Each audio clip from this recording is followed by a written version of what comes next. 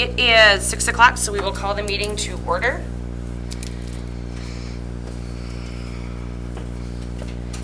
We have the Pledge of Allegiance.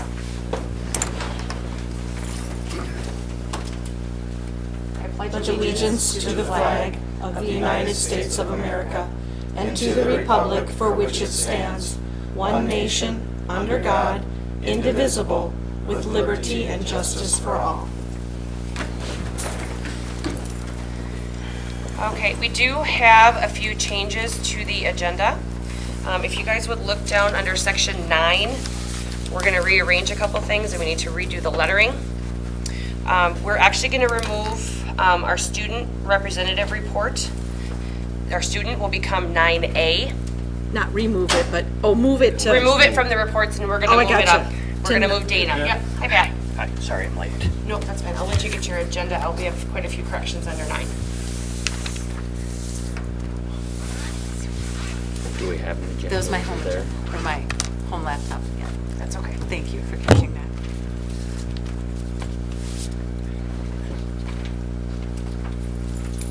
Okay, Christy's got agendas. Oh, perfect. Thank you. I got it. We have I got it. a bunch of them. Thank you. Okay, so we are going to take number 10A, student report, and make that 9A. We are going to move the LED project discussion to retrofit as 9B. We are also going to move the discussion of strategic planning with Gary Lee from MSBA up to 9C. Then policy review will become 9D. Approval of truth and taxation will become 9E. The preliminary levy will become F. Discussion and approval of canvas. Nope. Sorry, you want me to slow down? Where do you need me to go back to? You're fine. You just Oh. keep going. Okay, sorry. I was going to say, I can slow down. Canvassing will become G. Discussion and approval of canvassing. The school board. Yep. The school board election. So we're going to get rid of D and E, right? I mean, E was a Yeah, continuation, cross off right? all the other. Cross off E. all the and so letters that are on discussion there. and okay, Yep, just and we'll- cross them all off. Okay, got Yep, it. cross them off. We'll read them E, all. F, G. Okay. And then discussion and approval of community ed director will become H. Discussion and approval of payroll clerk will become I. Discussion and approval of confidential administrative assistant job description will be J. Approval of Ken and Brandy Lusk housing abasement will become K. And then discussion of superintendent goal setting for 22-23 becomes L. Does anybody need anything repeated? Yeah, can you go back? I can read through it again really fast if you need me to.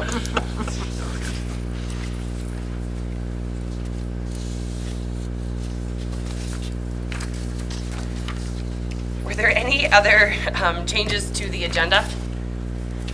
If not, I need to pull off under personnel E, under personnel B, approval of the resignation of Tiffany Wilson. okay, so we will make that now 9M.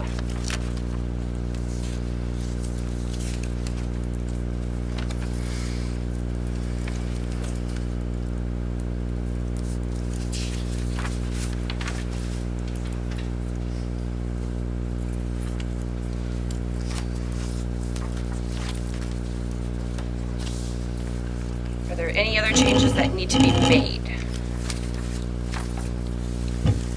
If not, we would look for a motion to approve the changes. Make a motion to approve the changes. I have a motion by Deb, Second. second by Dave. Any further discussion? All in favor? Aye. Any opposed?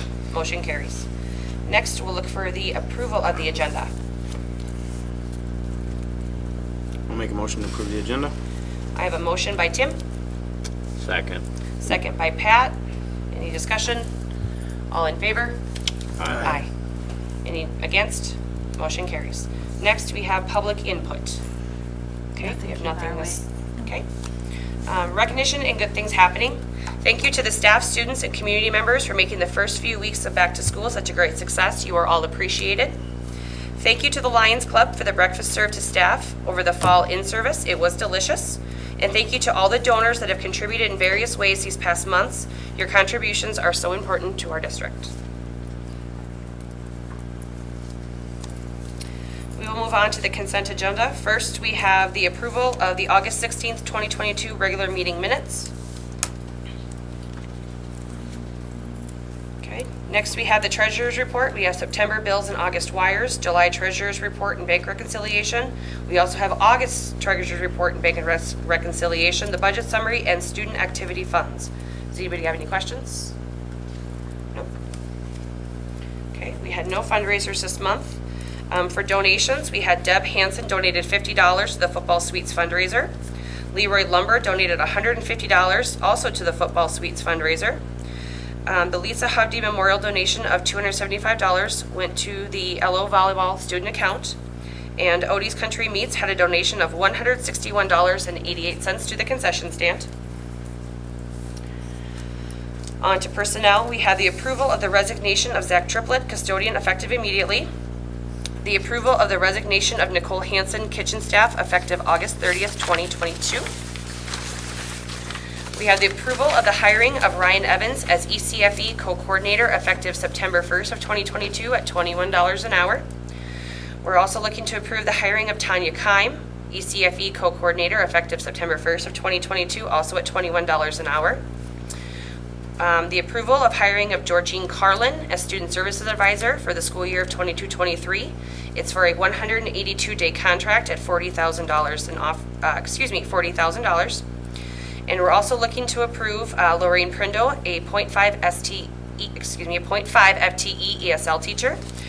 Jen let me know that as a 0.5, her salary would be $28,872.50. And we'll be getting approximately $20,000 back from the state. So it should cost us less than $10,000 to have her as our ESL teacher. If there's no questions, we would look for a motion and a second to approve the consent agenda. I'll make the motion to approve the consent agenda. Motion by Cass, I'll second it. second by Deb. Any discussion? All in favor? Aye. Any opposed? Motion carries. All right, we're going to jump now to our student report. Dane Schumann.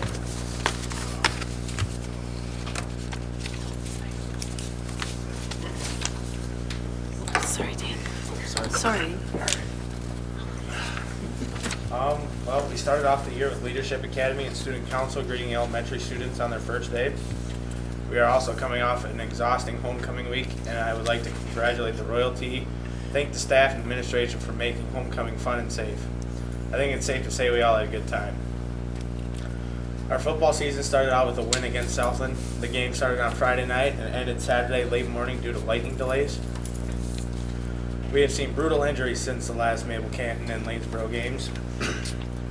We've seen 3 of our 4 captains are out, and we're working very hard to make all of you proud. We just want to continue seeing our fans cheering, even if the season is not going as planned. Please continue to pray for our injured football players. And the volleyball team is currently 4-3 in the section and ranked number 2 behind Grand Meadow. The volleyball team has really shown tons of improvement and looking to continue to be competitive as we enter the second half of the season, bring for a conference title and go into the postseason on a positive note.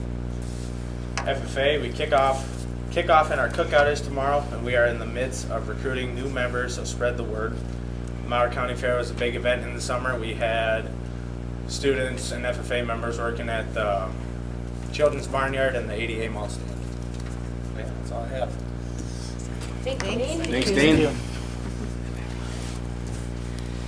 Next, we will have discussion of the LED project the Retrofit company will be presenting.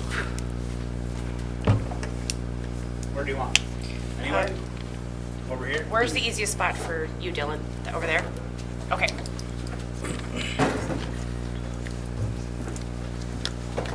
Okay, so we ran into a little bit of an issue. Essentially, we met with the committee, but to kind of summarize it, and if you guys feel free to jump in, we're in that meeting. But through the navigating the challenges of supply chain and sourcing material, getting it here to get installed prior to school starting, we did make a change to the scope, the spec, without properly communicating that on the front end. So we were here with the committee earlier this evening, kind of apologizing, asking for forgiveness for our miscommunication cues. So ultimately, we suggested two options that you guys could consider.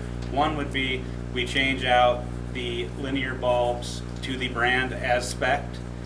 No cost, nothing for you. Just get it changed out to the brand name that was on the original document. The other option would be to keep what we put in, which is a comparable performing equivalent. It's a universal lamp compared to a Sylvania lamp. Essentially, same performance. There's nothing lost or gained on the performance side, savings side, rebate side. It's identical performance, just on the principality of the name brand. So option one would be to replace it. Option two, we would propose to offer you guys a $10,000 discount that you could apply towards other projects, just as a way of saying sorry for the miscommunication up front. These changes happen a lot, but what we dropped the ball on was our communication with Jennifer and the committee on the front end. So for that reason, we're here just to apologize to you guys for that miscue in communication and to try to offer some sort of solution that makes sense. We're certainly open to replace with whatever we have with the brand we respect. However, there's not as lot to gain for you guys, so we're offering the suggestion to option two to say, here's a discount, use it for other projects, and hopefully we can have a resolution put together for you guys. How many bulbs are the other ones? It's pretty much all the linear 4-foots. Did you have a number? I don't. It's 90% of the project. So 90% of the bulbs are not what we agreed to in the scope with what we. The brand. So Correct. 90% are not correct. Correct.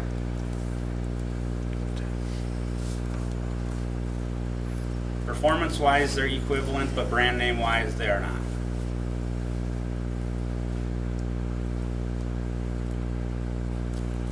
Talk about the equivalency. Yeah, so, just from a lighting perspective, what we talked about earlier, Sylvania is a top 3 brand next to Universal and with Philips as the top 3 lamp manufacturers in the country. That's really in the world. So, just the wattages, the majority of the project, there's a 12-watt linear LED bulb that is the exact same color temp, wattage, light lumen output, everything's the same. There are some higher ceiling areas where there's the lumen output is a little higher, so the wattages went from 17 to 18.5, so an increase from 1 to 1.5 watts per bulb. And then there was areas in the cafeteria and the gym that we actually dropped 2 watts per bulb by switching. So it averaged out to be less than $100 sway in our estimated annual energy savings, which based on the metrics we use to calculate that, which is the burn hours, the wattage, that there's not really, it's an insignificant amount of variation on what is actually going to be effective as far as the energy savings proposed. So we spoke in the previous committee meeting about the supply chain challenges and sourcing material and getting it here in a window of time where school projects can be installed without disrupting class. So these types of things do happen. It's just, again, our communication was not proper up front. So.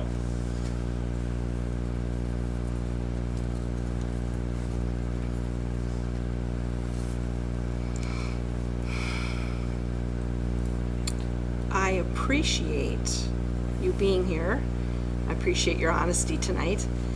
I don't know much about this, but I do know that we paid money to have this figured out, and that when other people bid this project, they were not to change anything from the specs.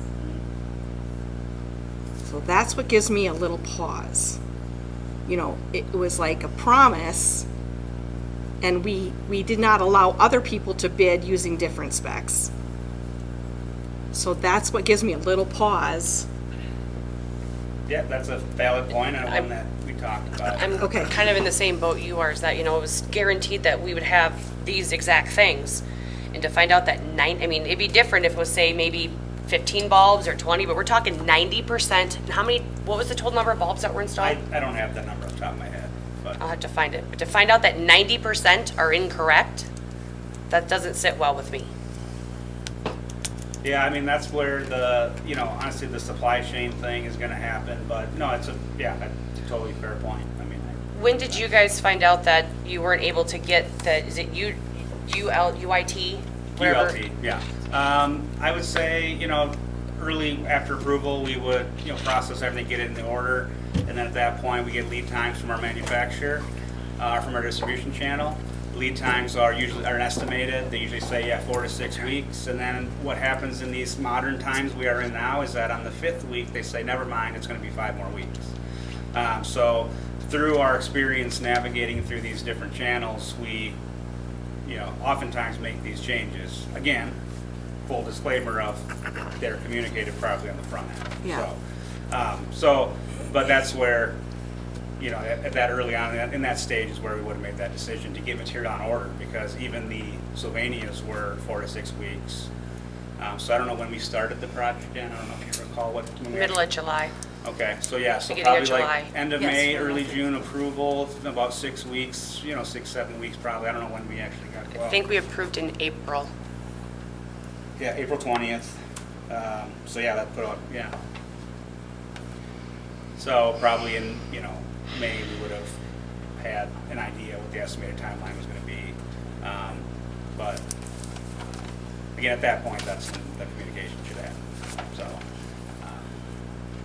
but like we talked about in the previous earlier meeting, it definitely wasn't.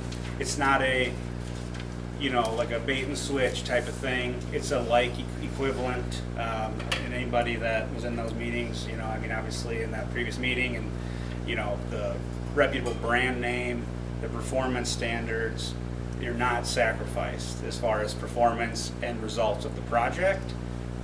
It's, however, more of a we didn't get what you said we were getting. So that's fair. So Okay. that's. Okay. We just want to come up with their offer, try to agree on some reasonable solution. And again, if you guys want us to swap out the brand, we will, no problem. We just ask for a little bit of grace and getting the material here and getting it installed. Hopefully maybe like winter break or something when our students aren't going to be affected by anything. As an alternative, if you didn't see any value in the name brand per se and the Sylvania option that you currently have installed,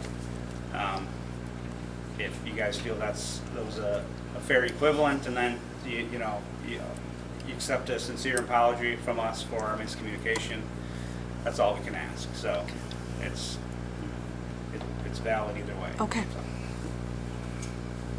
Tim, Yeah, I think it's great to, sorry. you're an electrician. The bulbs are apples for apples. Yeah, more than likely. Yeah, I'm not gonna, say that's a fact because I didn't look into it that hard.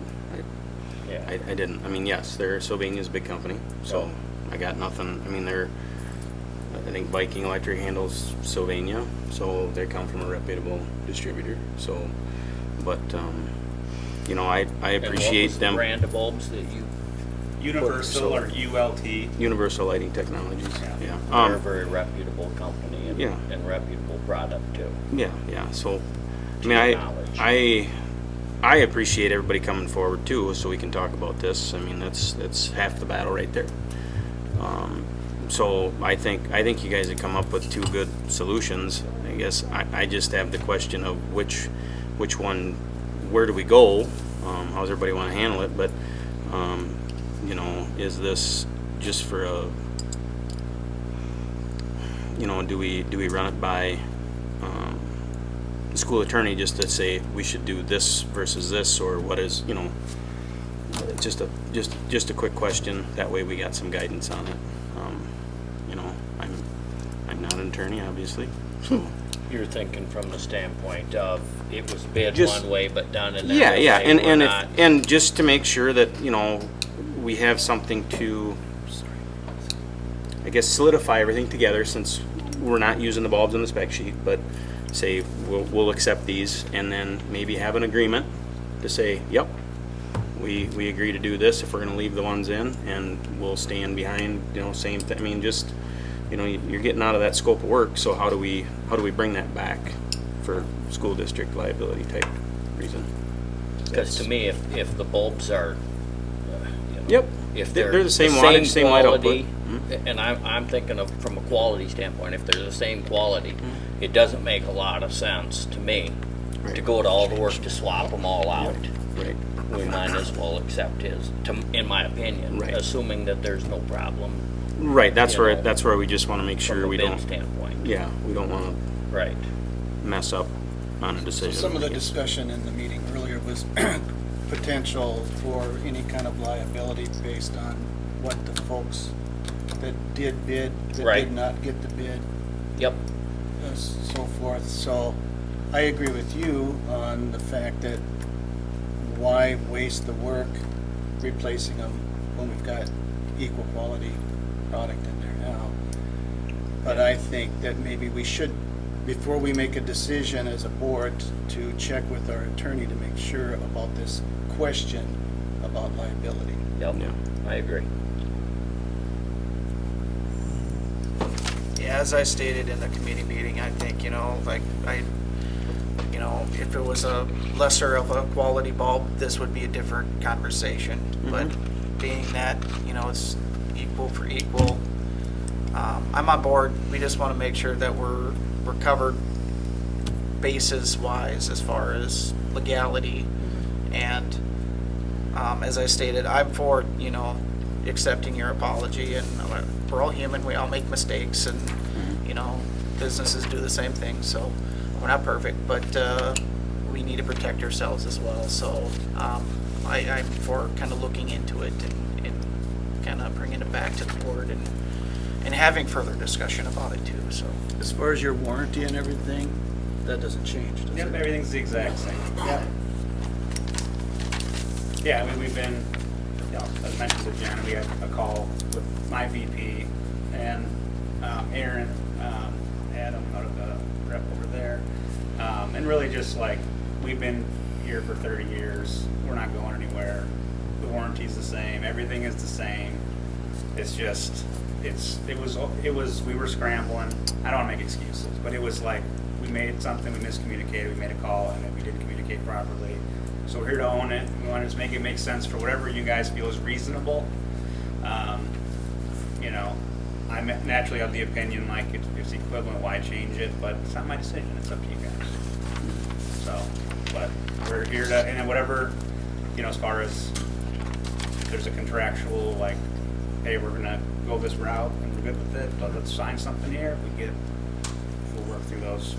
I can get my team on board with that. So. Okay. Okay. So what I'm kind of hearing is that we should probably table the retrofit decision for right now, given the two options.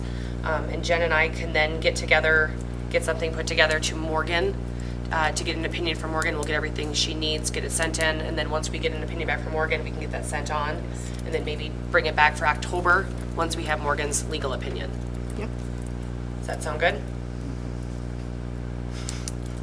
All right, if that's the case, then I will look for a motion to table with the directive given to Jen and I to reach out to Morgan.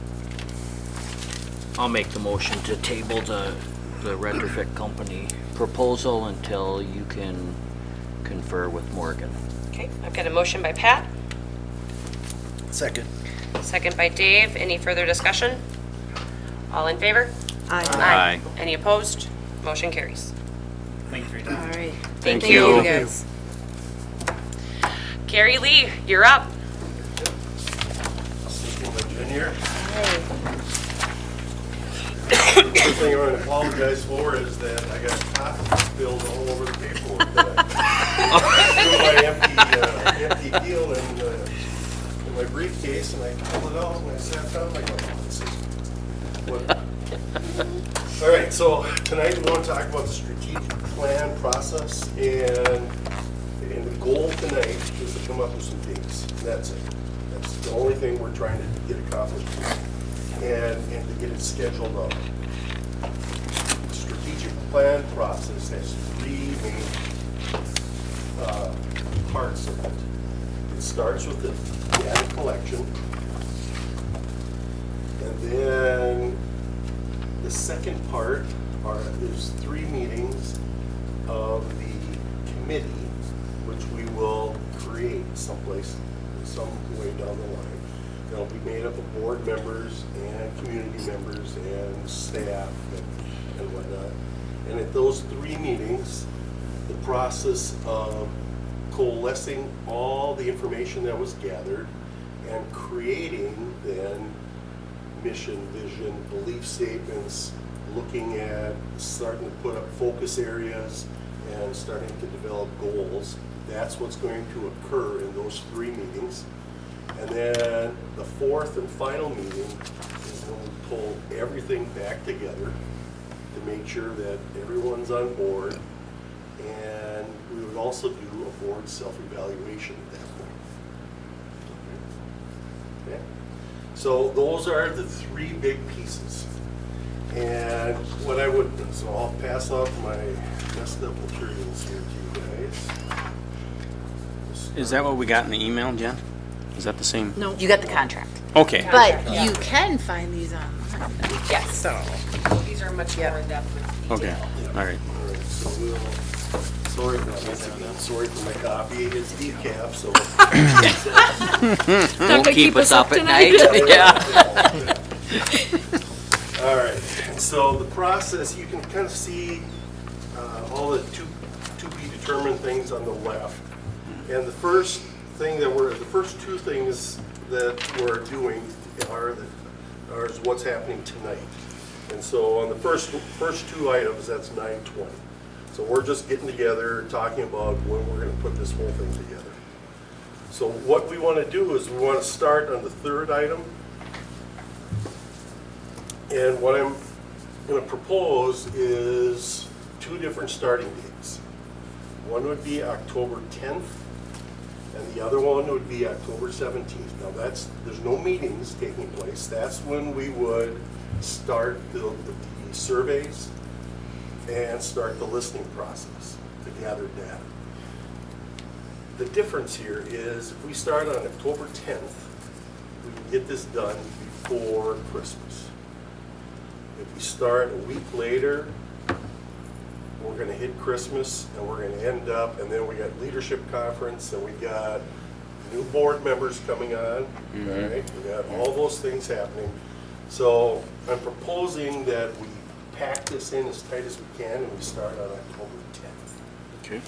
Are you guys okay with going down that road?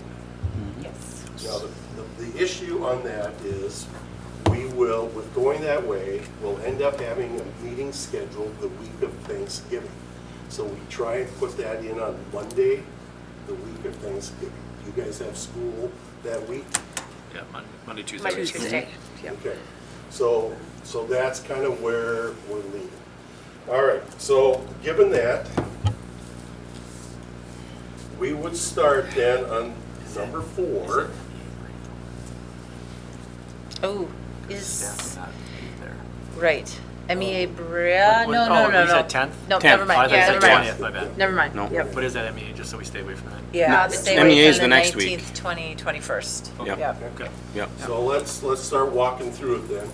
So the next week, I will start working with Jen and working with Teresa and start gathering all this information on the 3rd one. Okay. So that's going to be completed before I go up north to haul beets. I just can't get the egg bug out of my system. So all right.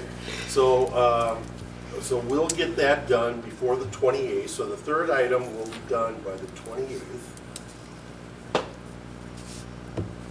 And then, no, I got the wrong calendar. No, I was looking at the right one. By September 28th? September 28th Okay. is what I meant there. Okay.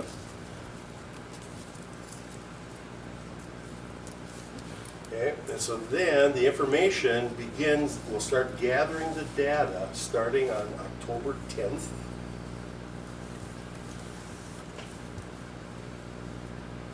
Is that the next bullet point?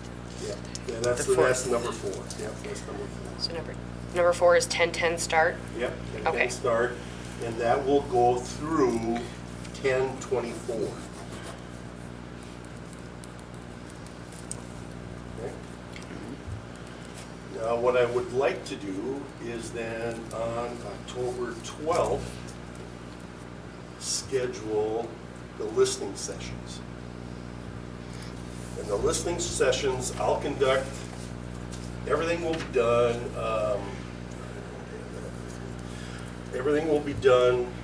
remotely from my standpoint, all right, but I'll be gathering information from everyone.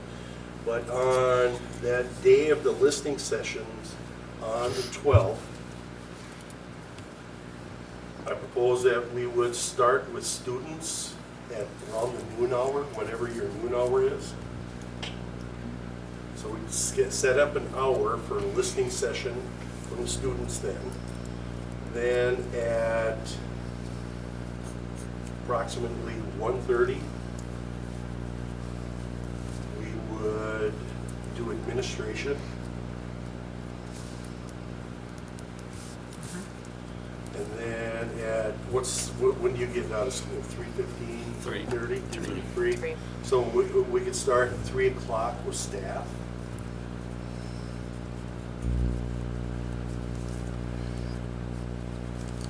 And then about 4:30, we would do the board.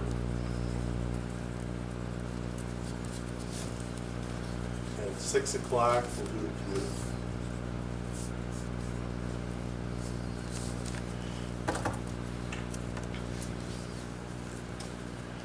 So for those meetings, I mean, you would gather here as a board, or the students will be together, or the community can come in to a spot, and we get technology, and I'll just do things from there, all right? Yep. And gather all the information.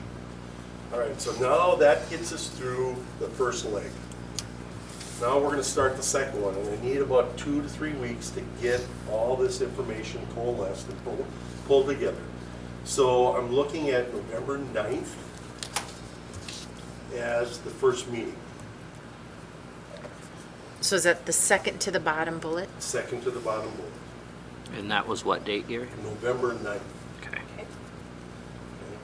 Now, at this point, the election's gonna be done. And so you're gonna know who your new board members are. So I think it's important, because of that we get those new board members involved, along with existing board members. We don't wanna just kick somebody off, Right. because you're the ones with the knowledge, all right? So I just wanna put that out there, we wanna have a good mix. Okay? This also puts some pressure on Jen at this point, so that's the next question, Jen. In the third line there, this meeting includes the superintendent's state to the school district report. Okay. So if that's gonna be okay, it's, it's enrollment, finance, Yep. facilities, all that type of stuff, so, and programs. Okay. Okay, so then I create a summary after that, and then the next meeting, pull up the calendar here, is Thanksgiving week. So then instead of going 2 full weeks, I'm proposing that we would meet on the 21st of November. Is that for the back, is that the beginning of the next page? Yeah, you get Okay. the first one on the top of the next All right. page. Yep. Okay, and I'm sorry, what was that? November 21st of November. Time out. Yep. Conferences. I might have to check those. Okay. Because I know last week, in the past, we've changed them to, I want to say we might have changed them from Thursday to Monday. They used to be Thursday, Tuesday. The week of. Thanksgiving week? That's why we get Wednesday off, because they do those 2 nights. Is it on our school calendar? I'd have to check Should with, be. I'd have to check with LOEA if, Chrissy. No, she's shaking her head. No, Chrissy's not available. At the That would moment. be my only question, because I know in the past we've changed from, it used to be Thursday, Tuesday. Yep. Did we change it from to Monday, do you know, Chrissy? The conferences? Yes. can look. Is it still Thursday, Tuesday? Off the top of my head, I don't know to be 100% certain. Trying to get it. So this.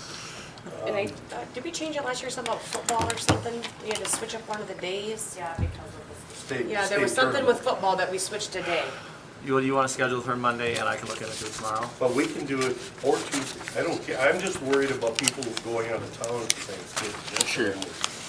I'm gonna be here, so. 21st or So, 22nd, depending on I'm not going conferences, can we? Yeah, I would say let's And go I with can, that. So we'll go 21st 21st or- or 22nd. I'll get the answer to Jen by Thursday of this week, and then she can let you guys know by Thursday. Sounds good. All right. And so then there's gonna be a subcommittee meeting in here also, so it's not on the list. But we're gonna have our third meeting then on December 7th. Now, that's a Wednesday. Now, we can change from Wednesdays if Wednesday isn't a good night for you guys. But it just, we get around usually volleyball and basketball games and things like that on Wednesday. Okay, so I'll do the 7th on that. Now, the other ones, we're gonna combine, all right? And the last meeting, which is, go 3 more down, says the school board reviews the strategic plan draft. And we're gonna do other work at that time. And that then we can do it on the 21st before Christmas, or we can push it earlier, like 19, 20, 21, just so we get it done sometime that week of Christmas. 19th, there's a I was gonna concert. say, I think that's the week of the concert, so 19th would be out. And we can go 21 later is- in the week too. And once 20 again. is the night of the board meeting. So do we want to try to tie that in and do it one big night, or should we keep this separate so our minds are on 2 separate things? Let's keep them separate.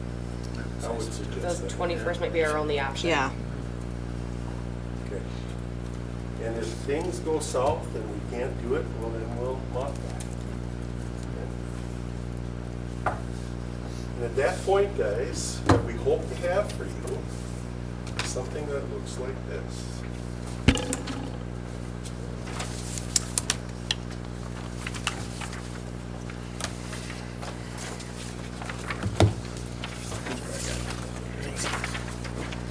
Don't have enough? That's okay. I can make one No, I'd for say you. I have I think the other Kingsland's and I ones have that I have Smacks. like that are completely covered in coffee. Don't I've worry, seen there's them one too, more, so. here's one Yeah. more. Okay. So that's really what we're, just so you have a concept of what the outcome is. We're gonna make sure we're talking about the stuff up front. And we're gonna get a lot of input from a lot of different people. We're gonna include a lot of people. And we want to create a lot of excitement for what we want to do about the school and about where you live and what you want to do. Okay? That's the purpose. We want to really fire up the community. We want to fire up the students about this is what we're trying to do. And LeRoy-Ostrander, all right? So, does that sound okay with you guys? All right, I've been running a little ragged, so I'm not as up. I'm putting stuff together really fast right now, but next time I'll be much more prepared for things. I did take a little vacation here last week, but I was supposed to come back on a train from Seattle all the way through. And then that strike came. Oh. So there I was stranded in Seattle. And, it cost Sleepless me in a- Seattle. Yeah, it cost me a lot of money to buy plane tickets to get home. Yeah. Ugh. Yeah. Ugh. So, glad we made it, so now I'm just trying to catch up. Okay, Okay. well, if that's all good, I will be talking to Jen and Teresa this week and next week, and then we'll get going. Sounds good. All right. Wonderful. Thank you, Gary. Perfect, thank you, Gary.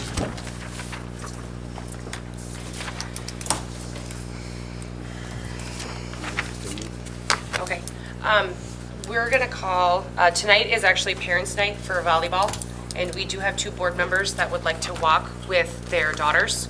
So we are gonna call, are they ready to go now? It just says they're getting ready. Run up there and see what's happening. However you guys want to handle it, I'm just asking for Yeah, and so is a favor. Chad. Yeah. Let's reconvene back at, say, 7 o'clock even. That gives everybody 20 minutes. So that way, if, bathroom break, water break, concessions, got pulled pork sandwiches, Tickets. 50/50 tickets, They takeout probably- tickets. I gotta give them to somebody, because, okay, we'll come back at 7. Yep. So we will recess until 7 o'clock. Thank you. Thank you. Absolutely. They made a comeback. That's how we ended up here. Dylan, you ready? Okay, it is 7 o'clock. We'll call the meeting back to order. We need to recess again as our 2 board members are still waiting to walk with their daughters. So we will recess until the parents are done, the school board parents are done walking with their daughters. That's it. Shortly, yep. It is 7:09. We will reconvene the meeting back to order for the last time this evening. Thank you. Thank you.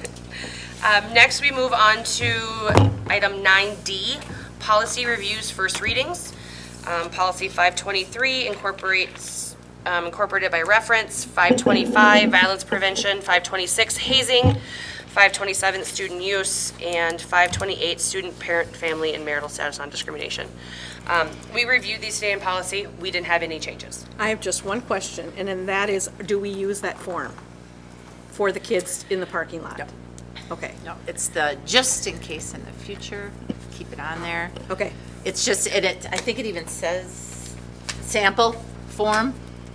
Okay, I just on the didn't know top. if it was something we were supposed to be enforcing, or if we're No. okay, No, or... it's just a sample. It's for just you. there. We But I would can't- recommend. We can't get law enforcement down here to patrol the parking lot anyway, so. I know, but I just didn't know whether we wanted to keep it, or... Yeah, we don't. Okay.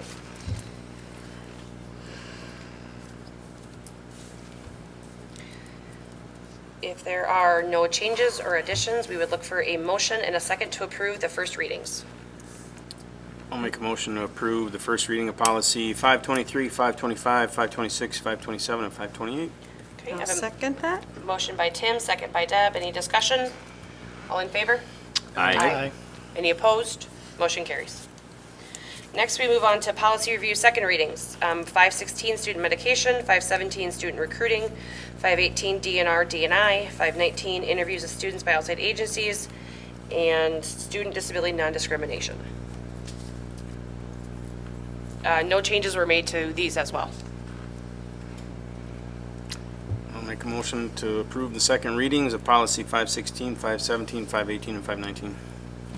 Second. Motion by Tim, second by Pat. Any further discussion? All in favor? Aye. Any opposed? Motion carries.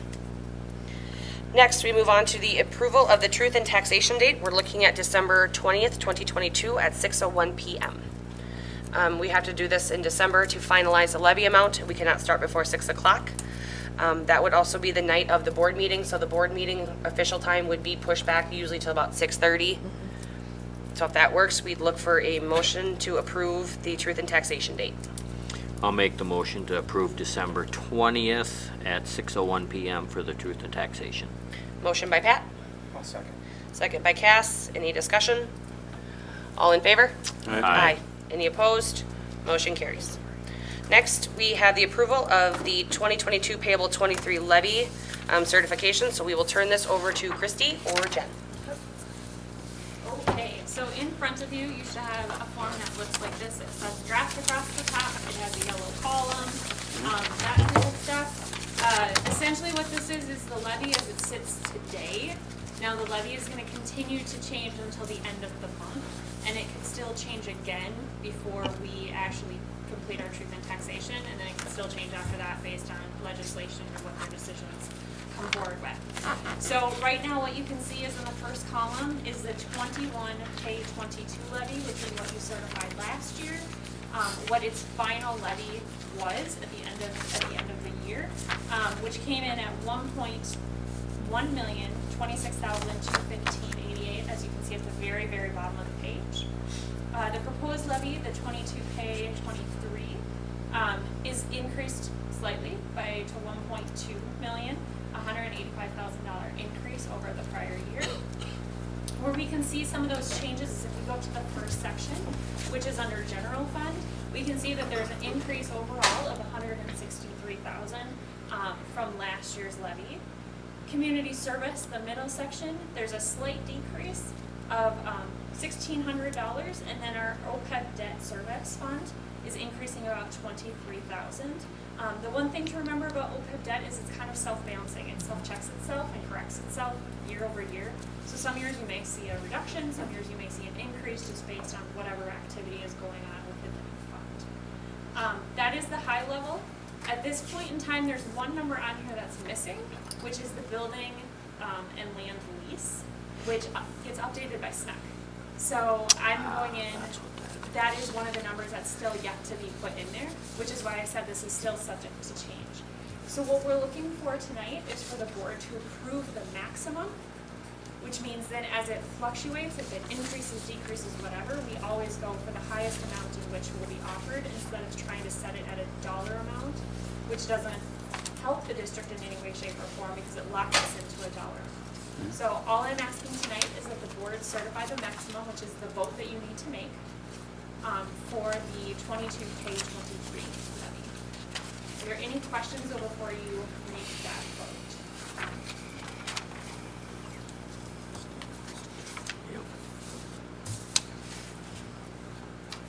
Perfect. I'll make a motion that we levy to the maximum. Second. Okay, I've got a motion by Pat, a second by Dave. Any discussion? All in favor? Aye. Any opposed? Motion carries. Okay. Next, we have discussion and approval of date and time of canvassing of school board director election results with a suggested date of November 15th, 2022. That would be the regular board meeting. I'm guessing, Jen, that's what you're thinking during the regular board meeting? I just ran last, do you want this? It's just a copy of last vote, just so you know the dates, Oh, yeah. so you guys are aware. It's just what I put in my notes too. You can find our agendas. Gotcha.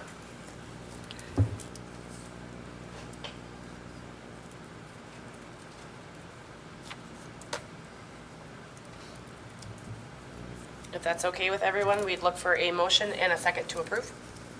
I'll make that motion. Motion by Dave, I'll second. second by Cass. Any discussion? All in favor? Aye. Any opposed? Motion carries. Next, we have the discussion and approval of the community ed director position and yearly rate of pay. I will turn this back over to Jen and I think Aaron, maybe? No. A little bit of both. We're working on it, yep. In your board packets was both the Director of Community Education, the draft job description I found for you guys. Well, I didn't find it, I made it. So I need your approval tonight on that. And then I had a great conversation with Leanne too, and I sent her job description, the coordinator piece, to you as well. So she was involved in these conversations, so take a peek at those. If you have any questions, let me know. But yeah, tonight we want to talk about where do you guys want to go as a board in terms of salary? I know we threw out the importance of these positions, and also the importance of being relevant within the positions. You know, the programming is really important to our community and our kids. I'm not sure where you're at. What do you think? I'd like to just talk a little bit about what has happened in the past with this position. Perfect. You know, in the 1990s and the 20s and the early 2000s, the Director of Community Education was its own position, and there was not a coordinator /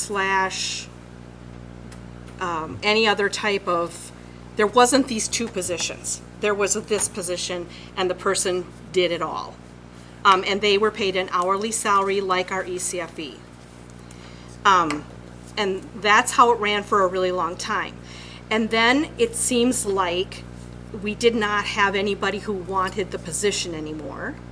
And so it became a part of another position. So I believe, correct me if I'm wrong, the AD, it was also, there was like, he was teaching some Phi-Ed, and then he was the AD, and then he was the community ed director.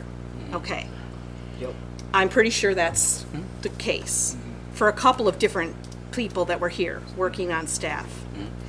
And at that time, then, that person did not want to do all the paperwork that's involved with putting it in the newspaper and getting the class lists made up and walking the kids to the bowling alley, you know. So the job changed to need these two positions. So I just didn't know if everybody really knew that. I did not. The community ed director is the umbrella holder of the community positions. And early childhood family education, which is ECFE, comes under that umbrella. It has its own funding and it has its own coordinators, but it comes under the umbrella. So like when I was working in ECFE, we worked with community ed very closely. We did the budgeting, we did all the advertising, we did everything, and that was the position. And I think that there came a time where we just couldn't find anybody who still wanted to take on that position. So then it became a part of another job. Can I just back you up? Yeah. Was it a 1.0 FTE at one time? No, Oh, it was never an Okay. hourly wage. It was, okay. Okay, Was sorry there about a that. limited on her when you're talking when Gwen was here? Gwen was here, Dee Vreeman did it, Was Diane there Aarons. was there a limited? Was there an hours? Like I know it was hourly, but was it X amount of hours? I don't remember. Was it so many hours a week, a month? There was a limit, but I don't know what it was. Because in the current coordinator contract, it's worded at $125 per month for 12 months. So in a sense, I hear what you're saying, because they had it at hourly back then. Right. And I wondered where this language came The from. current one came in because we couldn't find a person who was going to be the community ed director. And then it became a part of another person's job, and so then it became a part of their salary. Or added on to their salary, Yes, and added on. It's been a couple different. Right, it's been some different things. But I mean, Yes. it became at that point something that was like $125 a whatever it was. I don't know. But prior to that, it was an hourly wage, like we're approving, you know. Tanya tonight. Yeah, for an hourly wage, yeah. Okay. And this position, I mean, like, when you look at these two things, you're like, what is the difference between these two? And that's how that developed, because then the person who was doing this did not want to, like, make the class lists and check in the kids and gather the money and, you know, all that. And then that became another part of it. And I don't know how it got decided how much this person was going to get paid and how much this person was going to get paid. But we need to do something that's equitable. And we need to figure out if there's any way we can go out and see if we can possibly get, I don't know if you, at this point in time, it said something about, in our minutes, something about if there was something internal, if someone had already mentioned that they were gonna. We have some potential interest. Yeah, okay. Put it that way. But so. A lot of it to deal with nobody knowing what the pay is. Just Yeah. kind of what the stipend or hourly or what kind of. You know, it's my opinion it should be hourly till we know what the heck we're doing. Because to just throw out, we don't know how long that person's gonna, what are they gonna do? Are they gonna do 5 classes? Or are they gonna do 25 classes? You know, what are they gonna offer? How much work are they gonna do? How much of this work are they gonna do? How much of that work? And so, like, I think there has to be a limit, like you said, Aaron, you know, like, so much per hour.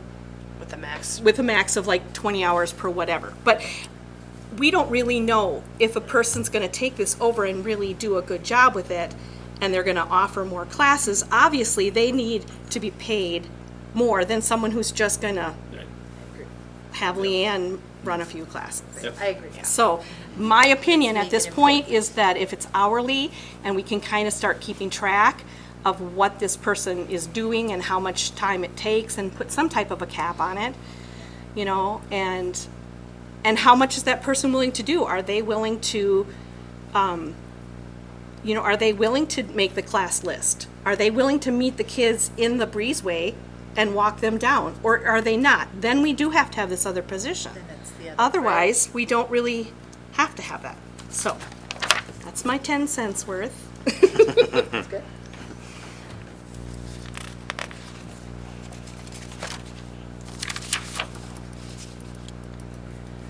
Well, I guess for me, I would like to maybe ask Leanne. I mean, because frankly, Leanne's been the assistant for how many years? And frankly, she's been running the whole thing. She runs all of our meetings. She sets up all the classes, finds all the teachers. I mean, she's been doing it by herself for years. So Leanne might have a better idea of maybe how many hours it takes at least, and then kind of go from there. Because I mean, otherwise we're shooting blind here. So if we say that it's going to be 20 hours and they really need 30, we have no idea. And I think unfortunately the setup is going to be, they're going to put up front is going to be a lot more hours. You know what I mean? Right, to get it When going. they come in, Correct. because we used to have adult classes at night, now, you know, so now we have to get that going. We used to have all these different things, like you said. Down the road, like I said before too, I'd love to see adult classes. Can we utilize Mayo Clinic? So I mean, that's big down the road. Right. You know, that's a lot more hours down there, but I think up front, just to get their feet wet, and because we're not doing a lot right now, to nobody's fault. I mean, Leanne's doing the best she can with her time too, but Right. like you said, we don't know.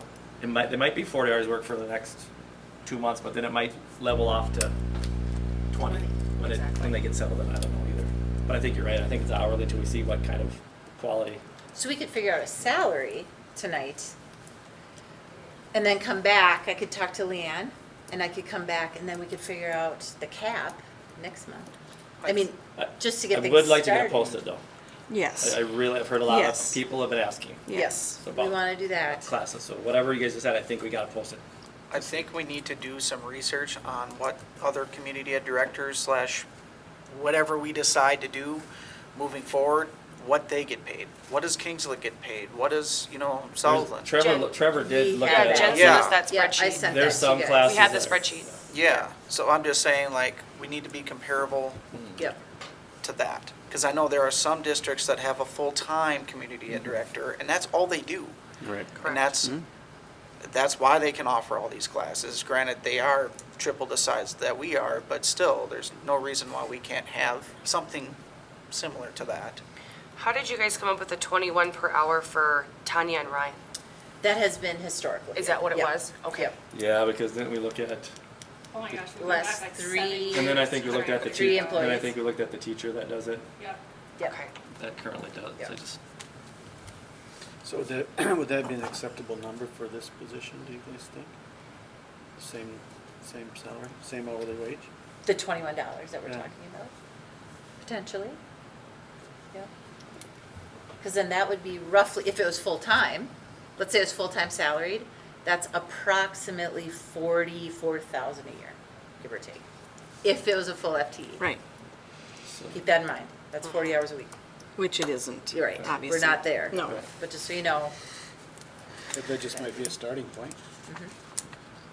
But yet, we also need to take into effect, if we're doing a 1.0 FTE, we need to offer benefits too. No, we're not doing. Oh, that. no, we wouldn't offer we that. won't do that. She's just saying Okay. that would be the equivalent. But I'm if you just did saying, I know, $21 an hour. like, as a full-time position, they actually have that under contract Yeah, as a full-time position in those districts. They're just incorporated into it. Oh, I see what you're saying, yeah.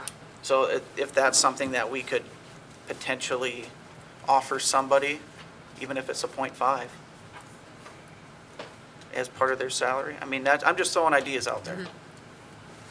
Versus the hourly, I get the hourly part, but I also get the salary part, because we could spend $65,000 this first year on a community ed director just to get everything up and going, and then all of a sudden, if we dock their pay to 20 hours and it goes down by half, we could potentially lose them. So if we invest in someone that's decent, that's doing a good job, okay. that's where the salary kind of comes in, and kind of they have some stability. Because if it was me, and I'm doing all this work, so to speak, saying for $60,000, going into it, and then, oh, you're gonna cut my hours, I'm not gonna be too happy. Well, I mean, if you're talking a full-time position, we need to look at how we pay them, like our secretaries or the assistants that are in the building all day long. No, I don't, I I don't can't- think we should be looking at a No. full-time position Not whatsoever. at all. I know, Not but I'm just size. saying, like, if you wanna do the hourly, you're gonna pay a lot of money up front because. Yeah, but if we put a cap on how many hours they can do. Correct, it's kind of like what we do with Christie. You know, we say that, you know, that we know how much she pay, you know, it's per hour.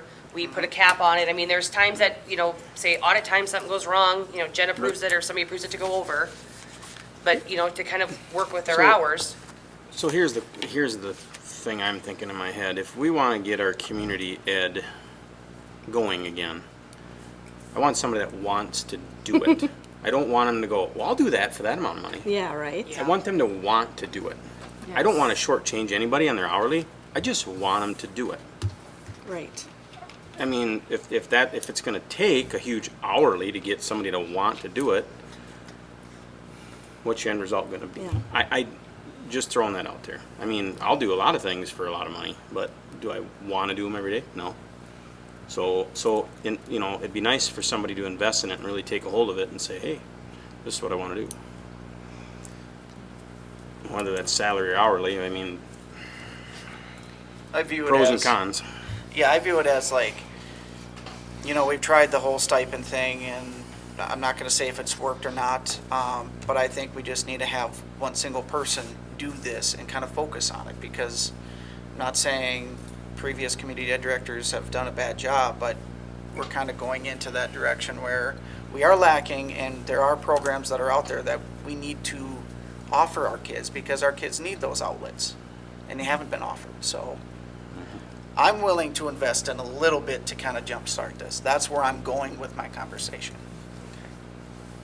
So I think we need to do research and see what comparable districts offer. And if we have to do a 0.5 at an hourly rate, I'm fine with that. But like Tim was saying, we need somebody that's going to invest the time and the effort into it. And I think that's what's been lacking these past, I want to say 5 years. And I think a lot of that's because they're doing it on top of their other jobs, Exactly. you know? Exactly. So they don't have the time to put into it. Yeah, you have to be a go-getter if you're going to do something on top of your other job. That's right. And And there's honestly- a lot of night things and Yeah. weekend potentially, you know, Saturday youth Yep. stuff. I mean, you gotta be pretty flexible with this. So Invest, let's just, like Tim's saying. yes. I agree. So let's just toss it out there that we go with the $21 like we're doing for our ECFE. And let's say we cap it at, let's just for now, fun. say $30 hours a month. Okay? Times 12 months, which they probably wouldn't do all 12 months. That's $7,500. That's not Right? very much. No, so what if we cap it at, okay, let's try this, $21, and we cap it at 40 hours a month, right? So that seems, About 10 hours a week. yeah, what you're That's thinking. reasonable. yeah. Oh, yeah. So then times that by 12, if you were even going to do summer programming, let's just say that's $10,000. I think we're in the ballpark. I don't think if they have to document the hours, like all my life of working in all these programs, I had to document my hours. Correct. And I had a cap. And a lot of times I worked more than the hours I documented because that's how you do your job, right? You wanted to be there. Right. And so, but you know, you have a cap and then you document and then you see, and then we can have a discussion in 6 months or a year from now Oh, absolutely. that says, or this person can come and say to us, wow, you know, I could do X, Y, and Z if I had 45 hours a month or like that. But Yeah. that seems a reasonable amount of money. I'm sorry, I think that seems like you're offering to pay that person similar to your ECFE teachers. So that seems fair to me. So that's at 21, yes. Okay. 21, Thank you. and then like maybe cap it at 40 hours a month. Yeah. And if they just come and say that's impossible, We come right away.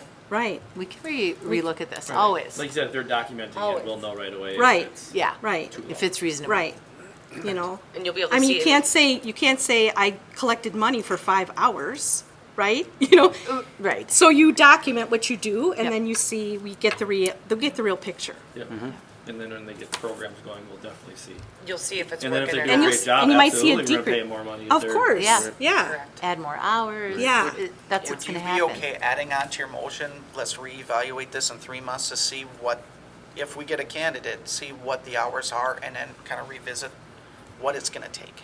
That's what I want. Okay, I'm good with that. Because if we're gonna do this, we wanna try to get the data that's coming into us, especially documenting hours and saying, okay, are we within reason? Right.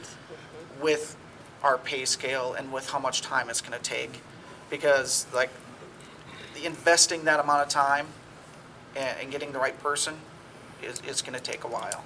So December meeting, you wanna look at? December meeting, please, if you can, if How about? Try remind me, okay. but I will. Well, Well, I and was it's gonna gonna say, do depend you wanna upon s- when the person I said, do you want to starts. say Right. 3 months from their start date? Because I mean, we could Yeah, maybe not yeah. hire anyone until From their October, start and that date. puts 3 us. months From from their their start start date. date. Okay.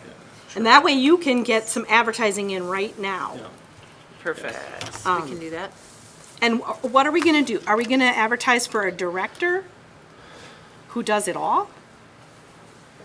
They'll have to have a little help from Leanne though, because Leanne runs everything. I can't remember the name of the program. It was Our School or Infinite Campus. Okay. Leanne, She does it all. she does, you know, sets Okay. everything up. So we may still have to have some work from Leanne, but this could also help alleviate some of what she gets. Right. buried And can we in pay now. her the same?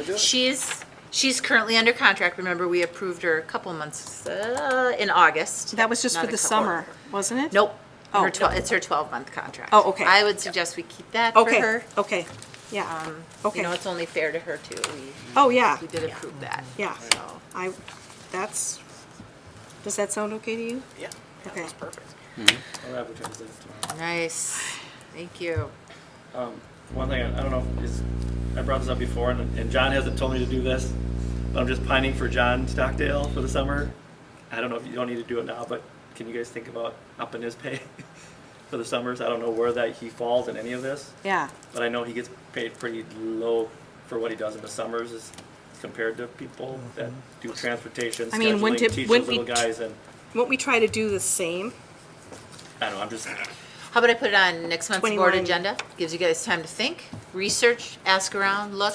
I'll do John doesn't know some. I'm We'll asking. do it too. I think he does such a great job, and there's so much that goes in that summer stuff. with those- Right. He needs transportation, little guys, and he's willing to do it. I think Right, he's doing it for the right reasons. Right. I think we give him a little What's he getting now? $1,200 for the whole summer, I think. Where I know other towns are getting hourly, which obviously you make more than $1,200. So is there a motion needed on, or was that a motion? I don't know. I would say there were some additions, so let's Okay. go ahead and restate it since no one seconded it. So let's go ahead. Deb, you want to try it again? All right. I make a motion that we advertise for a Director of Community Education position, $21 an hour with a maximum of 40 hours per month. That's it. And then after. And after 3 months of employment, we will reevaluate. Yes. Is that good? All right. Okay, so I have a motion by Deb, Second. second by Cass. Any further discussion? All in favor? Aye. Any opposed? Motion carries. Perfect. Okay, next we have the discussion and approval of payroll clerk, internal candidate or CLA. Have we had any applicants for this position? This one, we are waiting for you guys. Do you want to stick with Christie as CLA payroll? Or do you want us to go externally? Which one is this, confidential? This is, no, No, this is payroll, that's right, I got it backwards. Wait, That's okay. which one are we on? We're on payroll. We're Aye. on letter I, Letter I. discussion and approval of payroll It clerk. looked like this, Deb. Yeah, I had a question on that. Okay, so Jen, on the very top, it says that, list of duties, weekly up to 16 hours depending on payroll. Well, if we're doing payroll every week up to 16 hours, when we're only paying Christie $9.62, I'm confused on the math. Yes, sorry. top line, first Yep, of all. yep, Yeah. I'm reading it. Okay. She can kind of explain to you her payroll duties. So. Okay. Attempt. Okay, so payroll is an every week thing, regardless of if you think it is. It is an every week thing. The actual payroll week itself is when things get crazy, especially at the beginning of the year. So like this payroll that happened in the month of September took me 24 hours to do because of the fact of contract changes, making sure everybody's stuff is right, health insurance changes. Like August, September is always awful just because of all of that, right? This position would also be administering the health insurance plans to make sure that everybody's enrolled and that everybody's elected correctly. They'll be including getting people onboarded into the life insurance policies and the long-term disability insurance policies and all of that fun jazz that's considered HR payroll-y stuff, that world, okay? But it is weekly because there is not a day that goes by that I don't have someone walk in my office and ask payroll questions or email me while I'm out of the office payroll-related questions. So it is an every day, every week thing, okay? The duties that are listed here, so just kind of giving you where my mind was going when I was talking to Jen about this, is this person wouldn't only be doing payroll. They could assist with doing some entering of receipts that we get, like invoicing other school districts, because we do have to do that. We do have to bill out some of our salaries to other school districts because we have shared employees. That would be a part of their function, accepting those cash payments, helping with that whole process, assisting with AP when AP gets backed up, because it can get backed up like it is right now. So just a lot of things, but there's a lot of stuff to monitor in payroll that I can tell you is not being touched at all today because I don't have enough time to do it. The way the payroll is currently set up is very manual, and so when salary changes happen, for the teachers, for example, when their salary changes happened, I had to go into each individual teacher and update them independently. I should not have to do that.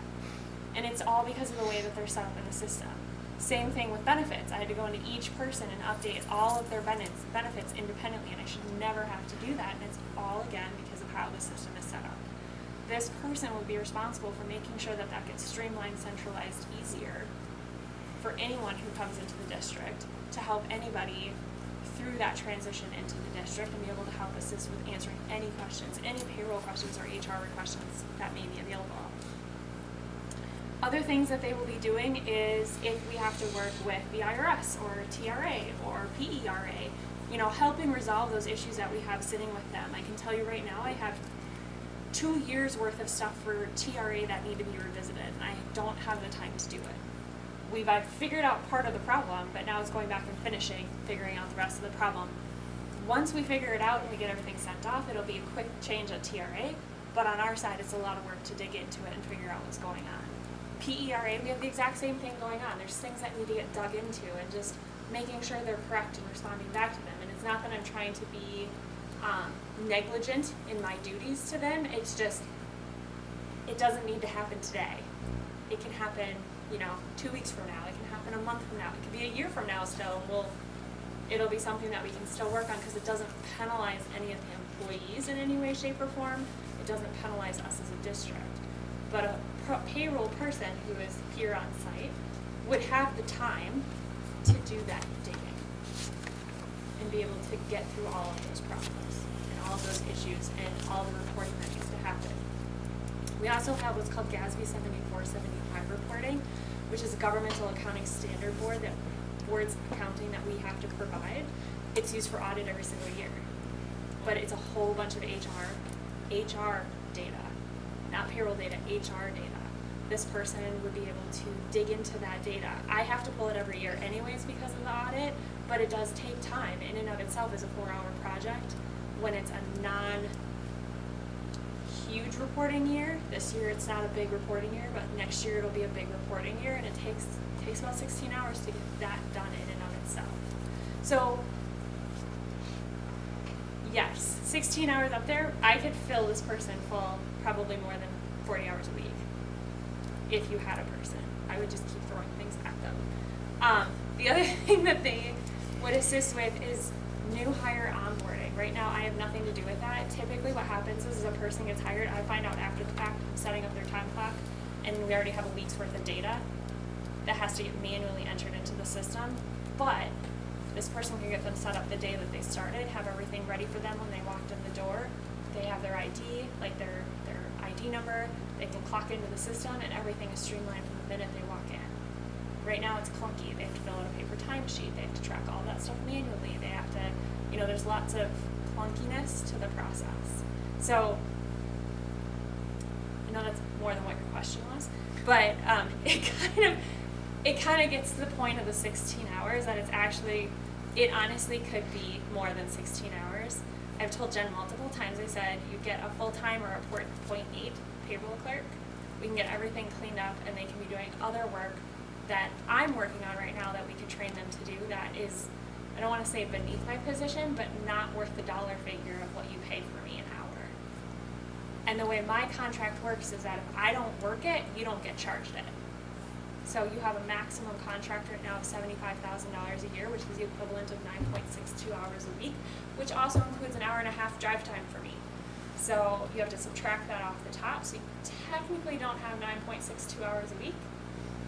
But if I don't work, let's say I work 6 hours a day instead, including my drive time, that's what you get charged for.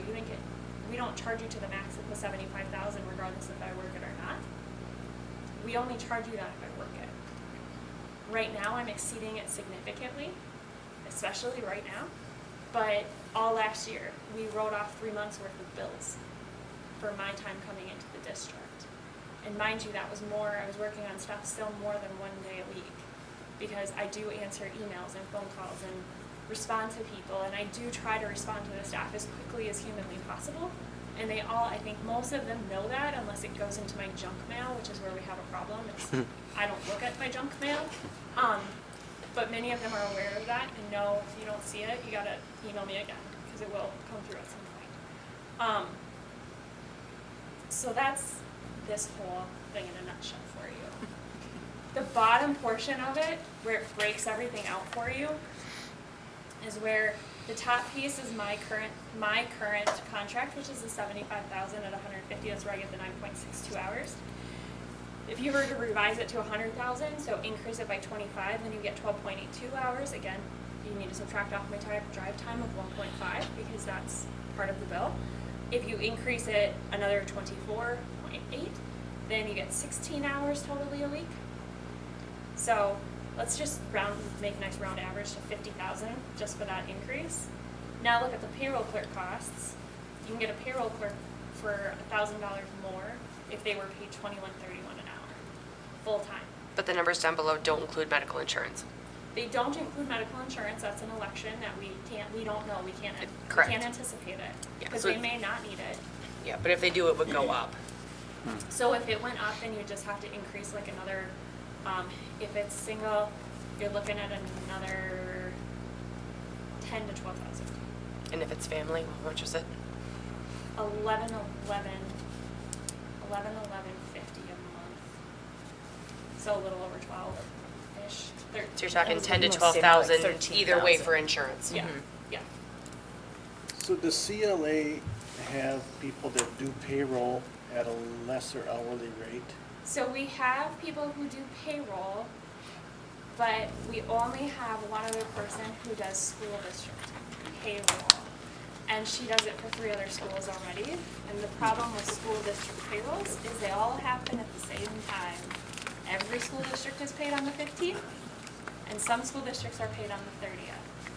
So that's where I've had those conversations even with my boss, just saying we can't give too many school district payrolls to one person because that person will burn out because there's not enough hours in a week. And especially the fact that they wouldn't come on site. You would never see them. They would not be present in the facility at all because that person actually lives far, far away and you don't want to pay for their travel to come. But in theory, if that person was available, in theory, you would oversee Yep. that whole process, right? I would oversee the whole process. But that's not an option right now, right? Right now, it is not an option. We don't have anyone currently trained outside of that individual to do school district payrolls. Is there what if, say, another firm was to do it? Say Pat's got a tax firm and he's got someone that does it. Can we have a different firm do payroll? That's completely up to you.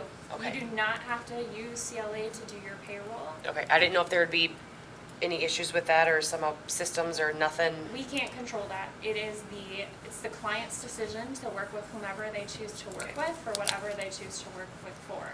The only thing that you couldn't have right now at this point in time is you couldn't have Smith Schaefer do it because of the fact They're our that they do your auditors. audit. Yep. Right. So they can't, that's a conflict of interest. They can't work on any other component of your accounting structure because they audit it. If you were to change them, that would open them up. I don't know what their resources look like. I will tell you this. Many accounting firms don't do school district payrolls. Okay. School district payroll is unique. Most school districts have a payroll person in-house. They don't typically outsource their payroll because of how it works. Excuse me, sorry. So again, it's a complete school district decision. Not my decision, your decision. And you need to do what you think is best for the district. I know in talking with staff, someone being on site full-time might be nice because all their questions will be answered. I do the best that I can to answer their questions. They schedule time with me, they come into my office, we discuss it, or they email me. I try to get back to them as quickly as possible. But again, I'm only here technically 1 day a week, right now 2 days a week, just because of the absence that we have in the office. But as soon as that absence is filled, I'll be going back to 1 day a week again. So if we increased your time while we were looking for that person, Yep, and we found the person, yep. then you would, if you worked less time, we wouldn't get billed. We wouldn't have to adjust a contract or anything. Is that what I'm hearing? So what we would do is, so let's say you increase the contract. Let's just say you want to jump to the 124,800 tonight and say, yep, we're going to contract Christy for an extra 16 hours or an extra 8 hours a week or whatever that whole math comes out to be. We would increase the dollar amount of the contract. It would come forward. Jen would sign it. Okay? Nothing else in the contract changes outside of the dollar value. If at some point in time later in the year you say, oh, we hired someone, we don't need this anymore, we would leave it there. We would leave it at the 124,800. We just wouldn't charge you for any time over what I don't spend on the district. We might, if you say, no, Christy's not going to do payroll ever again, we would actually update the contract to remove payroll completely from the contract because right now it's included in the contract, and we But want what to I was get that on wondering our is scope of work. if we actually found another person, you reduced your hours back down to 10 hours a week, then I don't want to spend $50,000 more for you and then hire somebody else for $50,000. Right. You know what I mean? And I wouldn't charge, if I'm not working on it, I won't charge the time that I'm not Okay. working on you. Currently today, each bill you receive does get a discount or write-off as a. All what? All what? Each bill that you get today from CLA has already a write-off or a discount on it, that we take off the top, knowing that the contract's limited to $75,000 a year. Unfortunately, we burn through it the most right away at the beginning of the year because of audit. Audit takes up a lot of time. And then the downfall for that is we spend then a lot of time at the end of the year on budget.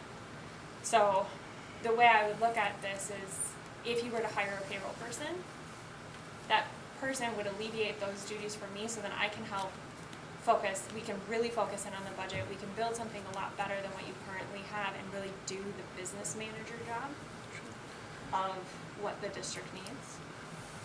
Which is what we attempt to do now, it's just payroll's added into it. So like this payroll clerk, they could help answer staff. What is the majority of the staff questions? Like what if we're going to hire this person and have them do these duties? I mean, they're going to need to know certain things about staff. I mean, is it insurance more so than anything, or? Depends upon the time of the year. Okay. So the last 2 months it's been insurance. Okay. This month it's our lovely transition from Medica, or from Blue Cross Blue Shield to Medica, and from further to Lex because we're still transitioning. Okay.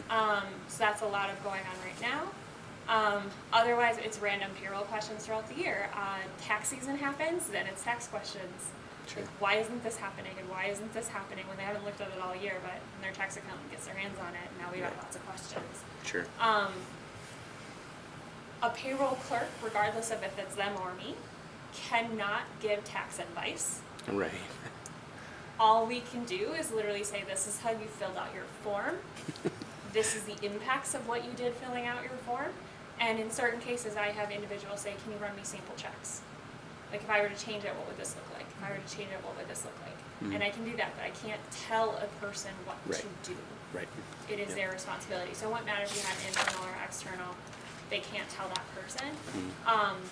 I have had odd conversations. I've talked with people's tax accountants to figure out what they want them to do, because the employee can't reiterate it to me Mm-hmm. the way I need it to understand what we're trying to accomplish. Mm-hmm. But yeah, so tax season, and in tax season, it's February till June. Mhm. You will continue to get questions. Sure.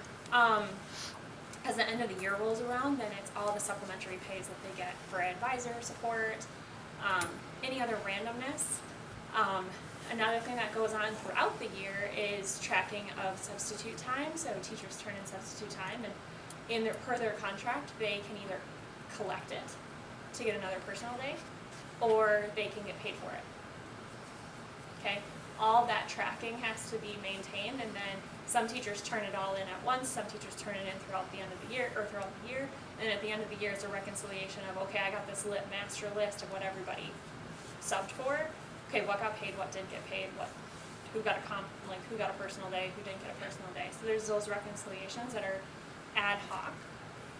Thinking of this last year, the time off calculation, spent like a week and a half on that, trying to figure out the time off for the last 2 years and getting that rectified and going on. This person would be responsible for maintaining that and keeping that going and making sure that we stay on top of it. So, there's a lot of things that could happen in payroll if you had a full-time person. Again, I'm not saying you need a full-time person, but 0.80 minutes, like, perfect, because they're not here every single day of the week. Mm-hmm. But they're here a majority of the time, so people have that ability to ask questions when the questions arise, instead of either sending an email waiting or waiting till I show up on site. Again, if you were to hire somebody, I would assist in training them. I won't do all of their training. I will do the majority of it to get them going, but there will be things that they have to reach out to Region 5 for, which is already a part of the Region 5 contract that we paid for. Training is a part of that contract. And they're actually the specialists. They're the people I call. I mean, I don't even know how many hours I spent on the phone with them this last year, making sure we got payroll all corrected. So between the two, that person would be fully trained. On top of it, they would have conversations with TRA and PERA to make sure that they understand the rules for how those applications work as well, because there are rules surrounding TRA and PERA. And that is essentially calling them and asking those questions. I mean, there were things I found out this year that I didn't know about TRA, because before coming to LeRoy, I never touched payroll for a school district. I had people who did it for me, and I didn't even review what they did. They did it. And then they're like, it's right. And I'm like, okay. If somebody complains, it's on you, not on me. And it worked smoothly, but they were doing the exact same thing I'm doing now, which is running potentially 3 supplemental payrolls for every payroll because something gets missed. Mm-hmm. You know, it's the little things. You can only check so many employees so many times, and I will tell you it happened this last pay period. We had an individual who didn't get paid. They just didn't get paid, and it was a miskey on my part. And I spoke with the individual. She was doing good about it. We lined everything up, got her paid after the fact. Delay in payment, but we missed it. We also had a meeting, we were in a meeting last week, was it last week, maybe the week before. A supervisor of an employee came up to me and said, someone says that they haven't been paid for two months. Ooh. And I was like, what? And they had been.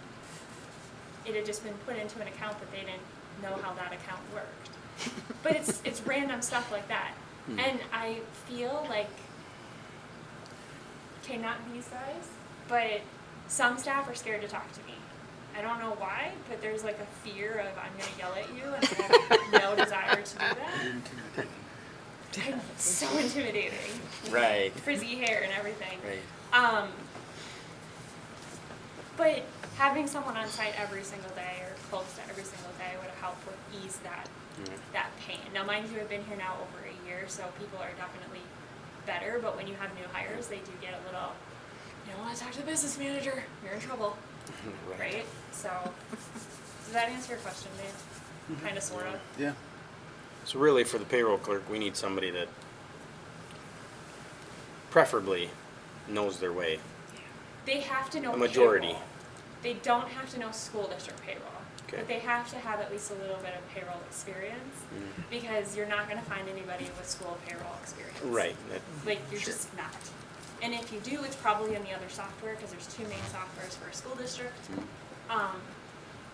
They all pretty much operate the exact same, but the idea of payroll is similar everywhere. It's just there's things at a school you have to think of differently.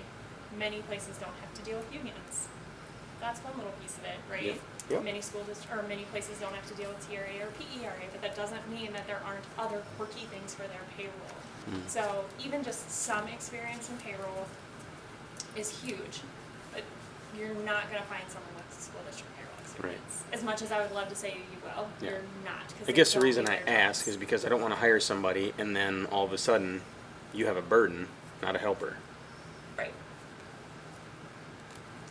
I agree, That's all. 100%. Well, I think we should increase increase her up to 16 hours while we look for a payroll clerk. That'd be my opinion. Throwing that out there.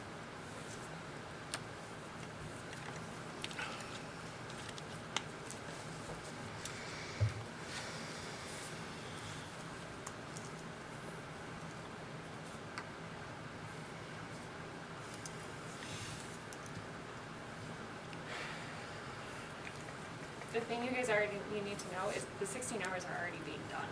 Like, I already put in the 16 hours, not Right. including the extra work I've added just recently.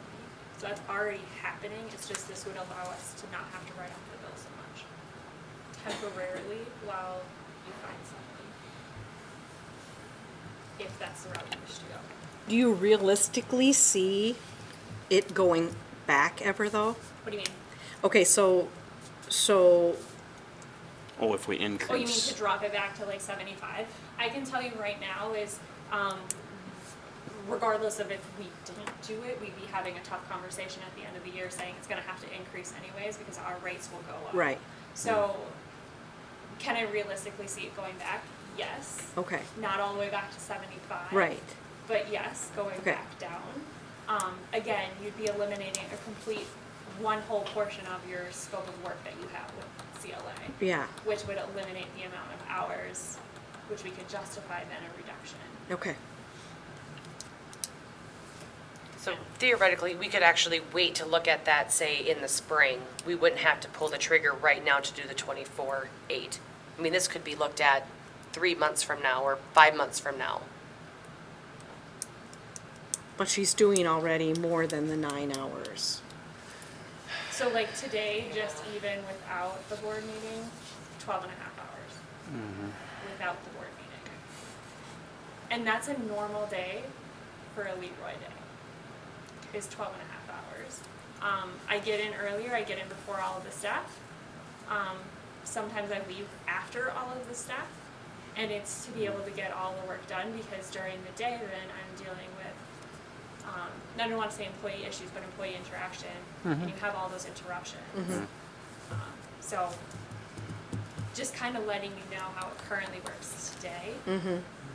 And then also, I mean, there's times Jen and I are talking on the weekend as I'm working through things on the weekend for you as well.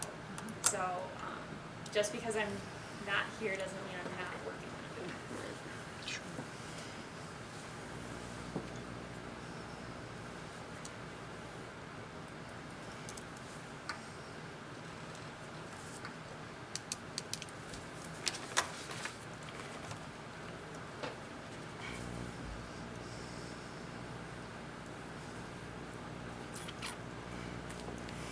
I guess for me, 50,000 is a big jump right off the bat.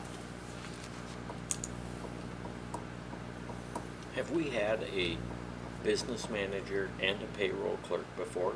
Yes. I believe so.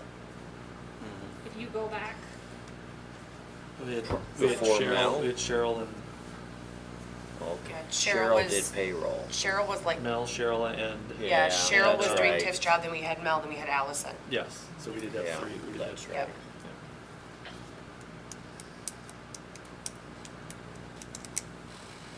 Did Allison do payroll? yes, Yep. She did payroll and HR. she did. Yep. Because her name's actually on all the WEX stuff, which is what's driving me crazy. Which is why it's taking longer than it needs to make the transition.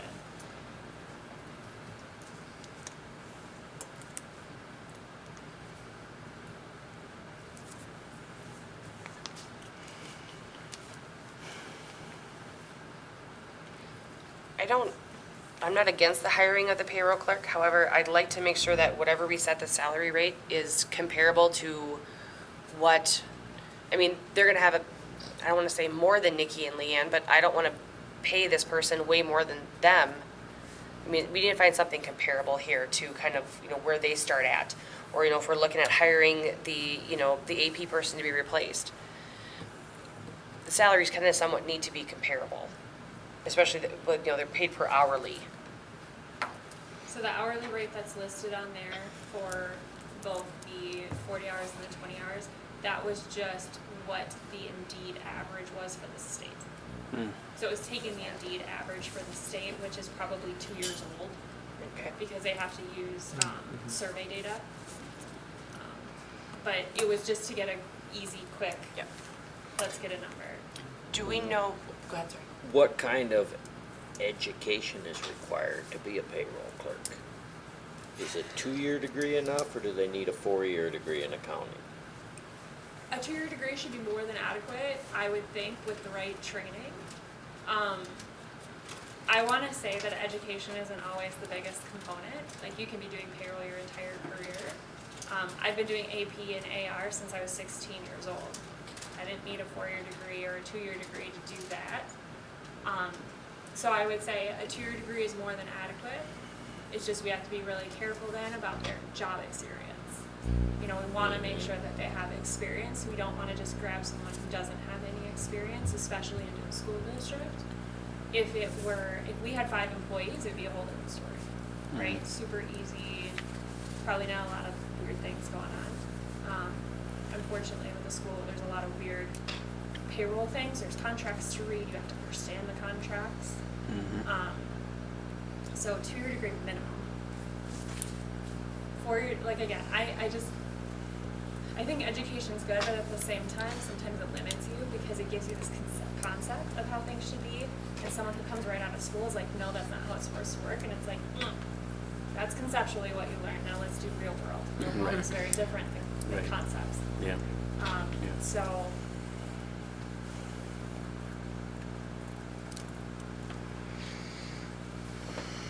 I look at experience when hiring a person when it comes to stuff with any kind of accounting job. I look at their experience is huge for me. So, my next question, you just said AP, accounts payable, which I just learned tonight. I wanted to use it because I just learned it. No, but that's not, the payroll person would not be doing that. They could assist with it. Okay. If let's say that they have a little bit of downtime. Let's just say for some strange reason everything went great for the week and Yeah. they have some downtime.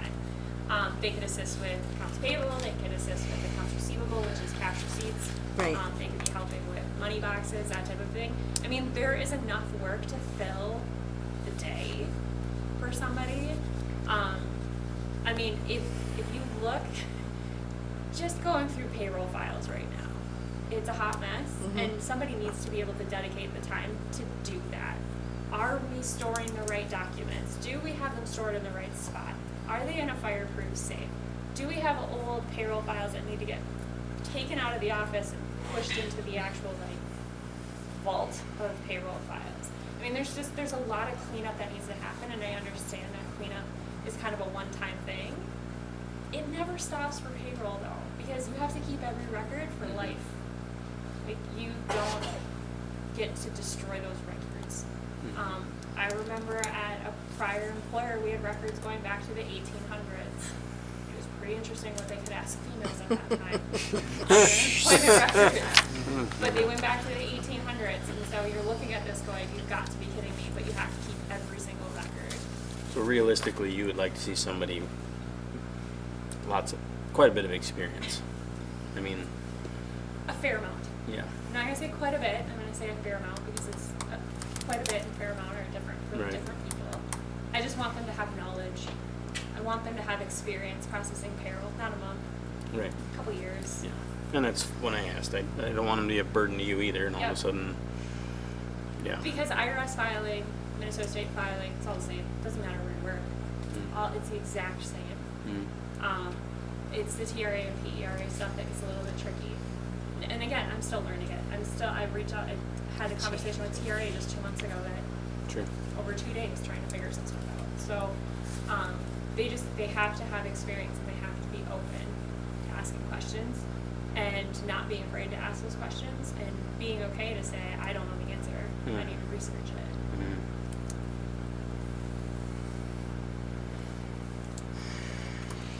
Do you know what the hourly pay was for the last AP person? AP or payroll? We'll go with AP, because we haven't had a payroll separate in quite a few years. I don't even know who was your last AP person, like AP. Tiffany. Tiffany wasn't just AP though, she had other duties.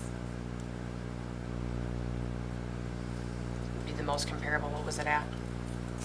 She was at 19.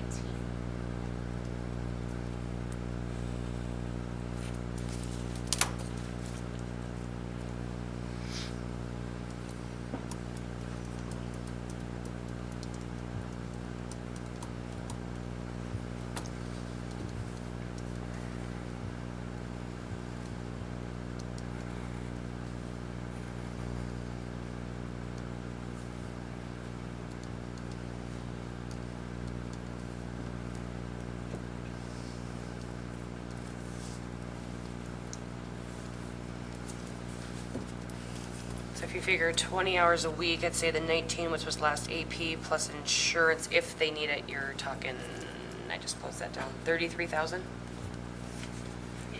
Ish. For 20 hours? For 20 hours, if they need the health insurance benefit, yep. So of course it'd be, what, 66,000 then for a full-time?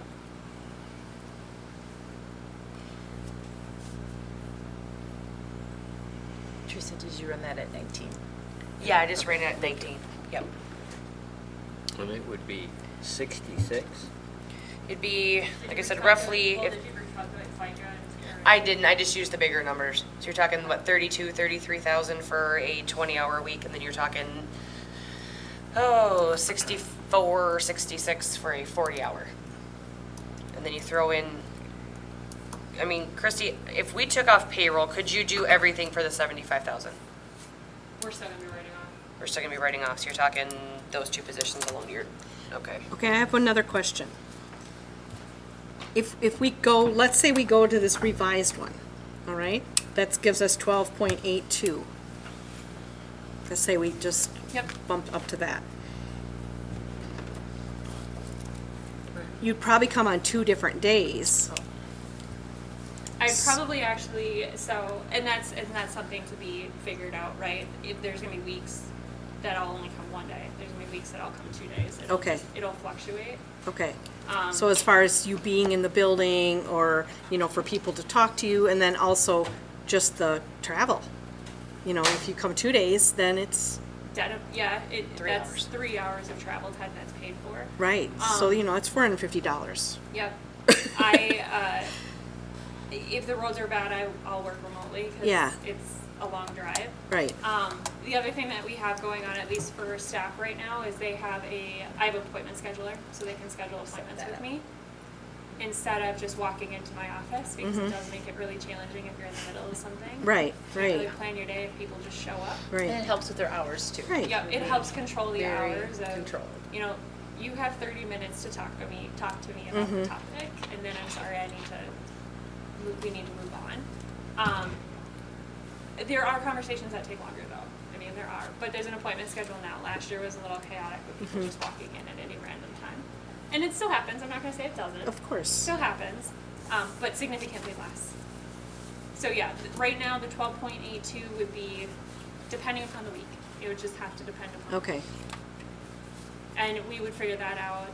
The staff know I'm always here Tuesdays and Thursdays right now until we replace the current opening, just because I'm assisting with that process as well, because the other staff don't, they don't know how to do AP. Right. And I can do it. It takes a little bit longer than I had anticipated, just because it's a different district, getting used to the vendors and the codes and all that stuff, because I haven't had to work on that all year. But, and that will continue happening until that position is filled. Right. Because it has to. Right. But after that, then it would drop down to the 1, potentially 2, depending upon the week. Okay. All right. There is conversation about trying to make our roles at schools, because we do have other schools, completely remote. And what it does is it saves on that travel time, so you don't have to pay for the travel anymore, and you get those hours actual work instead of travel. I try to hold meetings during those times, though, when I'm driving. The downfall is driving here, I lose signal. I can attest to that. She does call me when she's driving. You shouldn't do that. It's over the speaker of hands-free. my car. We make sure. It's hands-free. It's completely hands-free. Okay. But driving down here, I lose signal. So, once I hit a certain point, I can't talk on the phone anymore. Again, I'm not trying to sway you any one way. You guys need to make the decision for what you feel is right for your district. I also want what's right for your district as well. I personally feel, for the benefit of the dollar, hiring a person is better because it's cheaper, and my fees will only continue to go up every single year. So it's just another piece that you all need to think about as well as you make a bigger decision about this.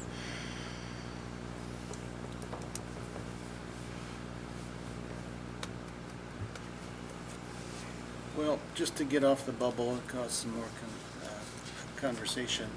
I know will be some resistance to bumping that up to 16 hours, so I'm gonna make a motion that we bump that up to the 12.82 hours and search for a 40-hour week payroll clerk.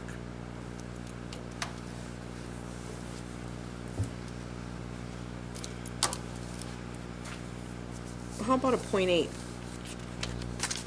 payroll clerk? What would that get us to? Give me a second. I actually have the spreadsheet. I just need to find it again.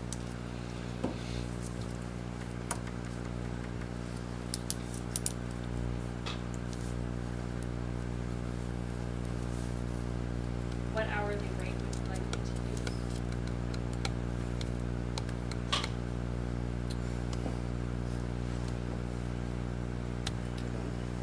Do we know what we're thinking for an hourly rate for the AP position? We'd start with the base, and then I'd bring you to it, What and do we you- negotiate. what's We the know base? we What's negotiate. what's the base? The base is 19. Okay, so I'd say start at 19. Yeah.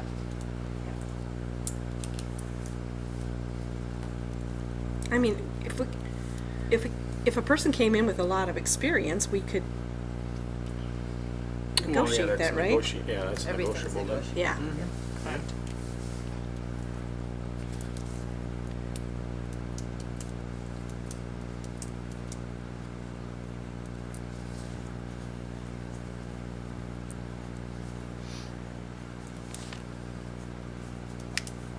Okay, so without benefits, or just FICA and PERA, it's 36,405 for 0.8 at 19. 36,405. Yep, some pocket change. Thank you.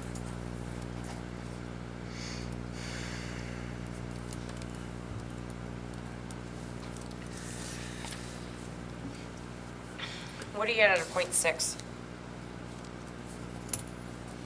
Second.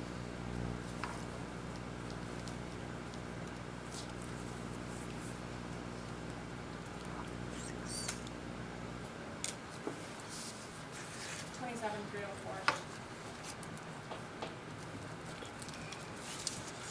that'd be 3 full days a week.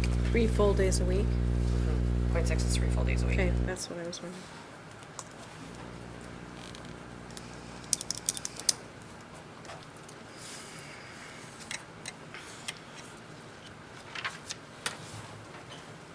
The current way that the benefits are written is that you have to be 0.6 or higher to get medical benefits. We do not offer them at 0.5. So at 0.6, is it, full medical? They can get full medical, but it's prorated. What the Okay. district contributes is prorated based on their FTE. Gotcha. Okay. And that's with any contract that we have. That's how they all work.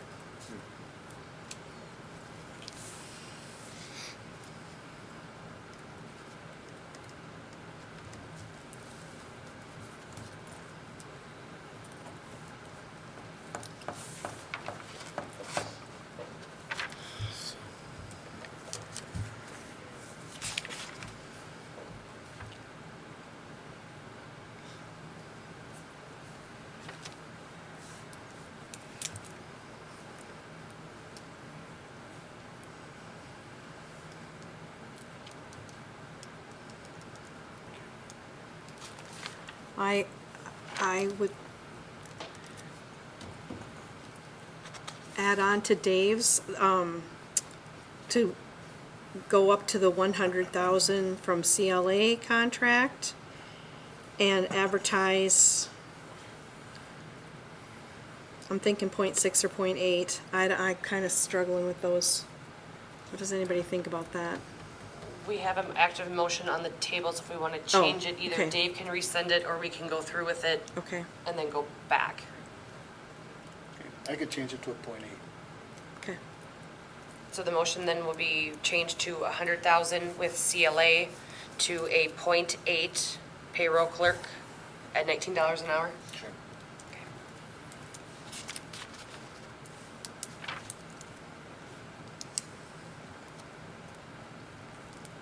I'd second that. Okay, the motion by Dave, a second by Deb. Any further discussion?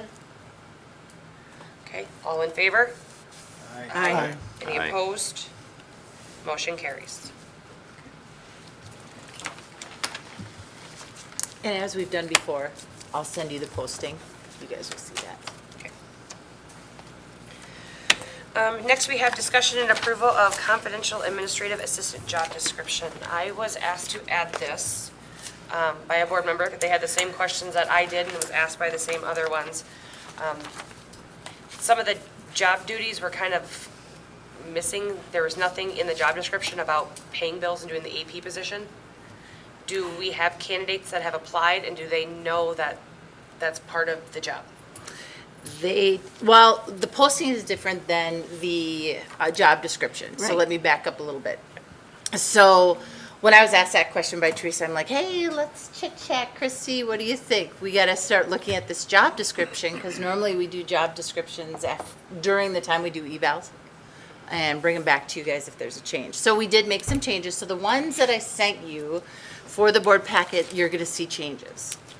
Such as pay district bills, record and deposit all payments to bank,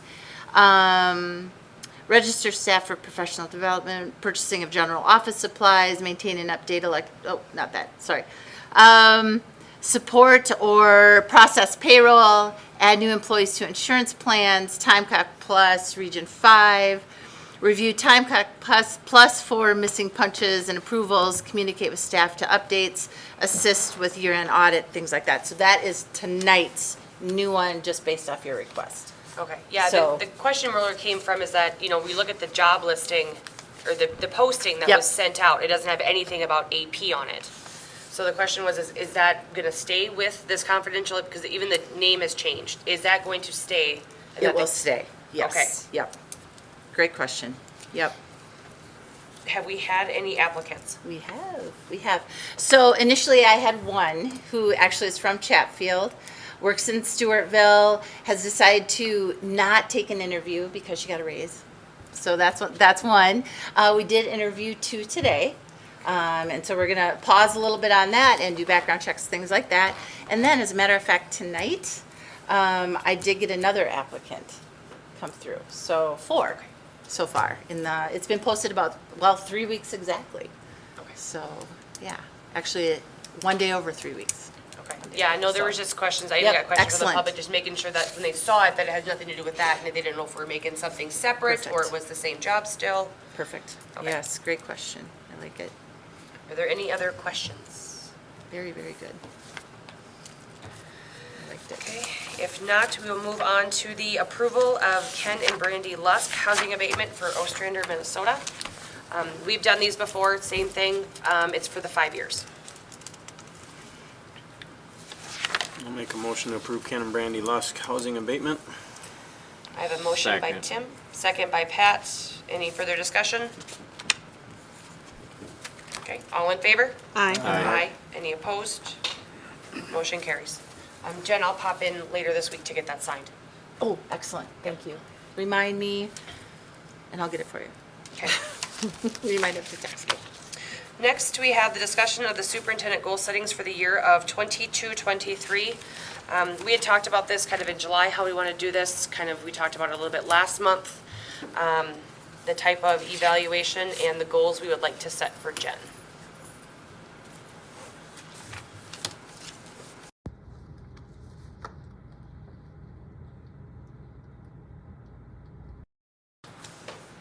Debbie look confused. Yeah, what are we doing? It was supposed Are to we be, setting the goals tonight? we don't have to. Oh, yeah. What we no. need to come to, no, we don't have to. This was kind of Okay. discussed last month of how we want to do this. Okay. We can use, do we want to decide to go with goals? Do we want to use the old evaluation form? Do we want to use a combination of both? And how do we want to go about setting goals? Because last time we did this, Gary was here and kind of walked us through it. So we need to figure out the process of what we would like to use to set goals for Jen for this year. So that way, then we come next month, we can actually start the process of the discussion of getting the goals and getting, everything that Jen needs to know. Pretty sure we did vote on that. Yeah, Did I miss it? Were we gonna use, were we gonna do a combination of things to set goals, I think? Did I miss that? I feel like we, Let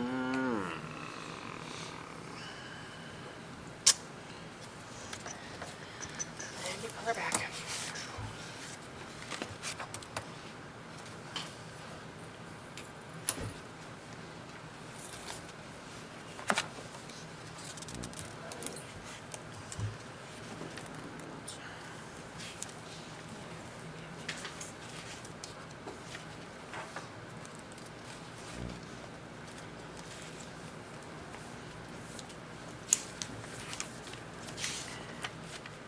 a motion to use the goal evaluation process for the 2022-23 superintendent evaluation was made by Dave Lunning and seconded by Cassidy Milks. All in favor, motion carried. So are we But ready? in the discussion, we said we wanted to do a little bit better job at setting the goals. Correct. Are we I ready? mean, we want to do the goals evaluation, but How do we- I do how not do we think get to we're- the goals? Yeah. how do we Exactly. get to How the do we get to establish the goals? right. So one thing, one board member brought up was having the board members fill out, say, the old eval or going through the evaluation book that MSBA gave us, kind of what we did with Gary Lee, but doing it on our own. Or we could use the old eval as kind of a mock. Everyone could fill them out. We can compile them. That might give us an idea of what we see that's working great, what we need to work on, what's not so hot. I mean, how do we want to go about figuring out these goals for this coming school year? Another thing too, and I think, Teresa's kind of touching on it with MSBA, you guys are working and going to be working extremely hard on your strategic planning. Initially, I had this under strategic planning, just that's what I'm used to, because really, his goals should relate to mine should relate to all of yours, teachers should relate to ours and yours. The community should all know what we're doing in conjunction. So there's that piece too. Gary's gonna be talking to us October, whatever it is, I already forgot, 8th. We have to get with him in the next couple of weeks Yeah. before the end of September. Yeah, And so that's something too you could consider. How are strategic planning actions taking place in terms of goal setting for everybody? Because it shouldn't be a patchwork quilt. You know, we shouldn't say, hey, the board has these goals, but yet the community has these goals, like we talked, right? Yeah, we are all we in never wanted together. that, yeah. Right, No. we want it all together. And that's one thing So too, it's is an that, idea. yeah, one of the goals can be, you know, for the superintendent or even when we do Aaron's goals, that, you know, working towards that strategic plan. Right. That can be Yeah. one of them. But there's a lot of things in the strategic plan that it doesn't cover a lot of, I want to say, the day-to-day things. I mean, the strategic plan does a good job on pushing the, you know, kind of getting the district in the same direction moving forward, but there are other things that the strategic plan will not cover. So we can either choose to make the entire thing the strategic plan, or we can make it one of the goals, the strategic plan, and there could be other goals beyond that as well. And that's why I asked, you know, do we want to, go ahead. Oh, I'm sorry. No, go. So like, we cannot set as a goal, develop the strategic plan. We had that as a goal. That is, who's to decide? You know, she said, well, I did these plans and I did these plans, and we're like, we didn't start the strategic plan, and so we can't base a decision on an evaluation on develop a strategic plan. That is just a broad, we have it down as our goal from last year, but you can't evaluate that. Correct. You can't evaluate that. We have to have things that are tangible, like there are, let me see if Use my LTFM thing. Yeah, we got. It's something you can look at. Yeah, but like, it has- yes, projects you done. needed to develop a long-term facility maintenance plan. We want to see money in it. We want to see Right. projects. We want to see you moving forward. Because So that that's- is something I can email you as example, as tangible. You Correct. can hold on to it. You can look it up. yeah. That's- And so that's why goal Like- 2 worked so much better, because there was a, I had evaluations ready. you know, we have no evidence of progress or growth. So I don't feel prepared at all tonight to do this. Okay. But I would really like 2 things. One, I would like to look at the old, I don't know why I didn't get it, but I didn't get it. The other variation, or I can't find it anyway. But I'm not saying do an evaluation with it. I'm saying look at it to see what are some things we can expect from our superintendent. You know, use it not to evaluate, okay? I'm saying use it as a way for us to say, what should be our expectations of our superintendent? And have a discussion about that. Not just something so broad as develop a strategic plan, because we cannot evaluate that. That's, it's too vague. So how to move forward? So I have something, something to kind of piggyback off of what Okay. you're doing. Something that we do in building and grounds is we create 5 itemized things that we want to see done with the building and grounds. And we brought them to the meeting and we categorize them from 1 to 5 or 1 to 10. Why don't we give ourselves homework for next month and we do that as goals? We set 5 goals that we want this district to move towards. We compile all those goals, and then we discuss what ones do we want. Number 1, number 2, number 3, number 4. Because right now, in my opinion, we haven't gone anywhere as far as setting goals. We're not doing anything. We need to do something at least to give Jen direction on what she needs to accomplish. So why don't we do that for next month? Yeah. That's just a small little step to get us into that direction and kind of light a fire under us to get some stuff done. And that's why I asked the question, you know, do we want to look at, say, the old eval to give us some ideas moving forward? Because, I mean, if you look at, I mean, say one of the goals will be oversee all financial operations of the district, prepares, presents, recommends the various budgets, and that it has, you know, the subtopics underneath. It tells her exactly what we're looking for that category, you know, has knowledge of finance and budget, prepares the budget. I mean, because like Deb said too, if we just give you a broad goal, we're not giving you anything to aim. And that's why if you guys look at the strategic plan, it's kind of like the same concept. Here is our goal, here is your objectives. So that way you know exactly what you need to meet that goal. Right. That's why I was asking, do we want to look at the oldie one and kind of mock it? So say like, I like this part, or I like this part. Kind of, Cassie kind of said the same thing in a different Yeah, way. but, I mean, if you want to use the old format, by all means, use it. But, I mean, I'm just saying, let's just write 5 goals down and then what we expect of those 5 goals. Because we can't be broad with those goals. We have to be, okay, if we want a better financial, let's say for lack of an example, a better general fund. Where do we want that general fund to be? Just for a quick example. Yep. And then we have that precedent set at a numerical, quantitative or qualitative data. That Correct. way we can measure that and see if it's successful or not. And if it's not, then we can adjust it. And if, we can work with it at least. We need something to work towards. So so then we will look for next month, the top 5 goals and expectations under each goal. Is it possible that you guys could send them to me ahead of time? That way I can compile them into one big piece of paper to look at, because otherwise it's gonna be, Dave's got this one, or I got this one, you got that one. That way it's, say there's 15, subtopics or sub-things to hit, we can at least narrow it down so we know what everybody's thinking. Or say, Cassidy, I had the same thing, I can put a little 2 next to it, that there was 2 of us that said that this. Is that something you guys can do? So if the board meeting is October 18th, could you guys have that to me by the 12th?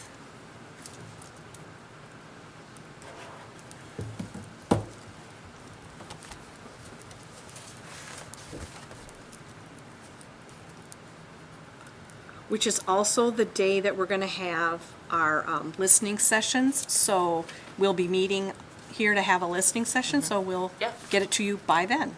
Yep, email, paper copy, that's fine, I gotta put it all together anyways. Sure. Okay. So we all have homework. So we want the top 5 goals that we want Jen to work towards? Yes. And then, like I said, so say your goal is to, improve the look of the library. What are you thinking for that? Are you thinking paint? Are you thinking carpet? Kind of, what does she need to meet in order to meet that So goal? you guys can see it at the end. Yeah. What can you see at the end?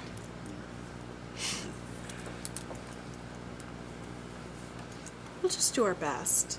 We Yeah, can't, we're winging- We're there's- going to just learn as we go, Correct. but this is a Yeah. good start. I think this is a really good start. Good starting point. Okay, we have homework. I'm actually gonna also task that homework to Jen as well. She gets a say in part of the evaluation, Yep. so, Thank you. Oh my God. yes. So you also qualify for the October 12th deadline. Do I? Oh, Might as shoot. well. That way we can just Deadlines. put them all together. Will you remind me? Yes. Thank you. Y'all gotta remind me. Can we Thank add you for Aaron? that. I hate to Appreciate throw it. stuff on her, but I think Aaron would be a good part too, because he's in the building every day. He can, That camera's looking at his face right now, right? yeah. Sorry, Aaron. I'll tap Sorry. into him. I'll tap into him. I like that idea. Because I think, having someone that's here every day and understands what's going on, he has a fresh perspective of it too. You're welcome. It's the light cast. Yeah, you are now tasked with the same homework with the October 12th deadline. Homework assignments though. Okay, so we will add, Sounds would you like me to add you to the email note here to Jen? Yes. What do I need? 5 things? Please. What? We'll show This is about the board, about the superintendent. I will- Principal's taking a nap I in the can corner. send you 'cause- directions if you want. There you go. Okay, putting so I this will in his email. send directions. You gotta give me a heads up on this stuff. Just Okay, make Check note to send with directions. Check Okay, with Jen. so we will look at bringing that back next month for the October meeting. Next, we are on to 9M to approve the resignation of Tiffany Lewison, Accounts Payable District Office Secretary. I move we accept and approve the resignation. Motion by Dave, Second. second by Chad. Any further discussion? Thank you for her service to us. She did a great job. Yep. All in favor? Aye. Aye. Any opposed? I abstain. And 1 abstain. Say, Teresa, before you move forward, guys, I did not write down on notes, and I apologize for this. I got too wrapped up. Confidential administrative assistant job description, the changes, we have to approve those. And did we? Did I miss a motion and, No, we Did we didn't. make got any caught changes? going. Yes. We really, this new one brought forward to you tonight needs approval? The one that has Because- to just pay district bills, record and deposit. Yep, because I did change 3 or 4 things on there. Oh, okay. I did You add, send- Did so. you send those to us? Yes. Okay. Yep, you have it. So we always, So when J, job so we need descriptions to are do J. changed, I bring them to you. oh, I Yeah, just edited so you knew what it was. You know, when, Sorry. some of these things on here that we have under this confidential administrative assistant, if we have a .6 person working on payroll, they won't have to do these items.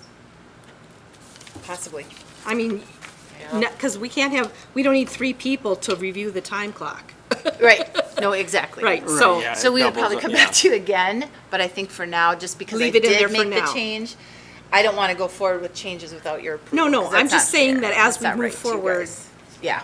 if we get people in these positions, We we could will- kind of clean that And up then we a little. also want to see who those people are and what their strengths and Yeah. weaknesses are. And we want to be obviously cross-training, very good. Cross-training.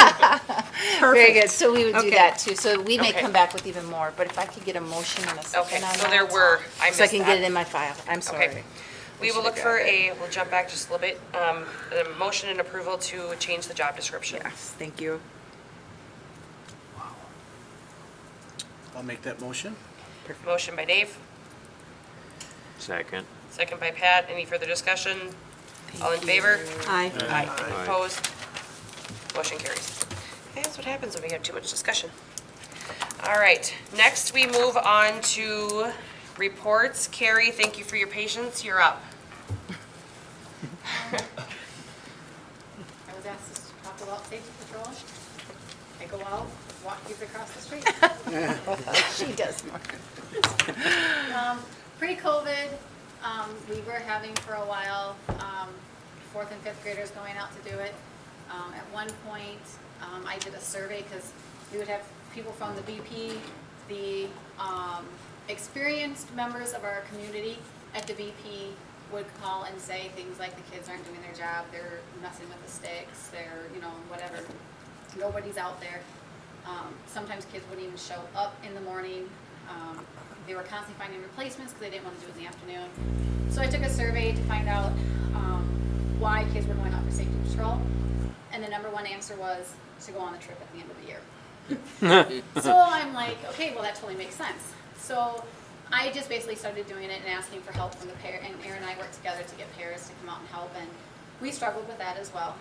I can't be there in the morning, I have my own duties here.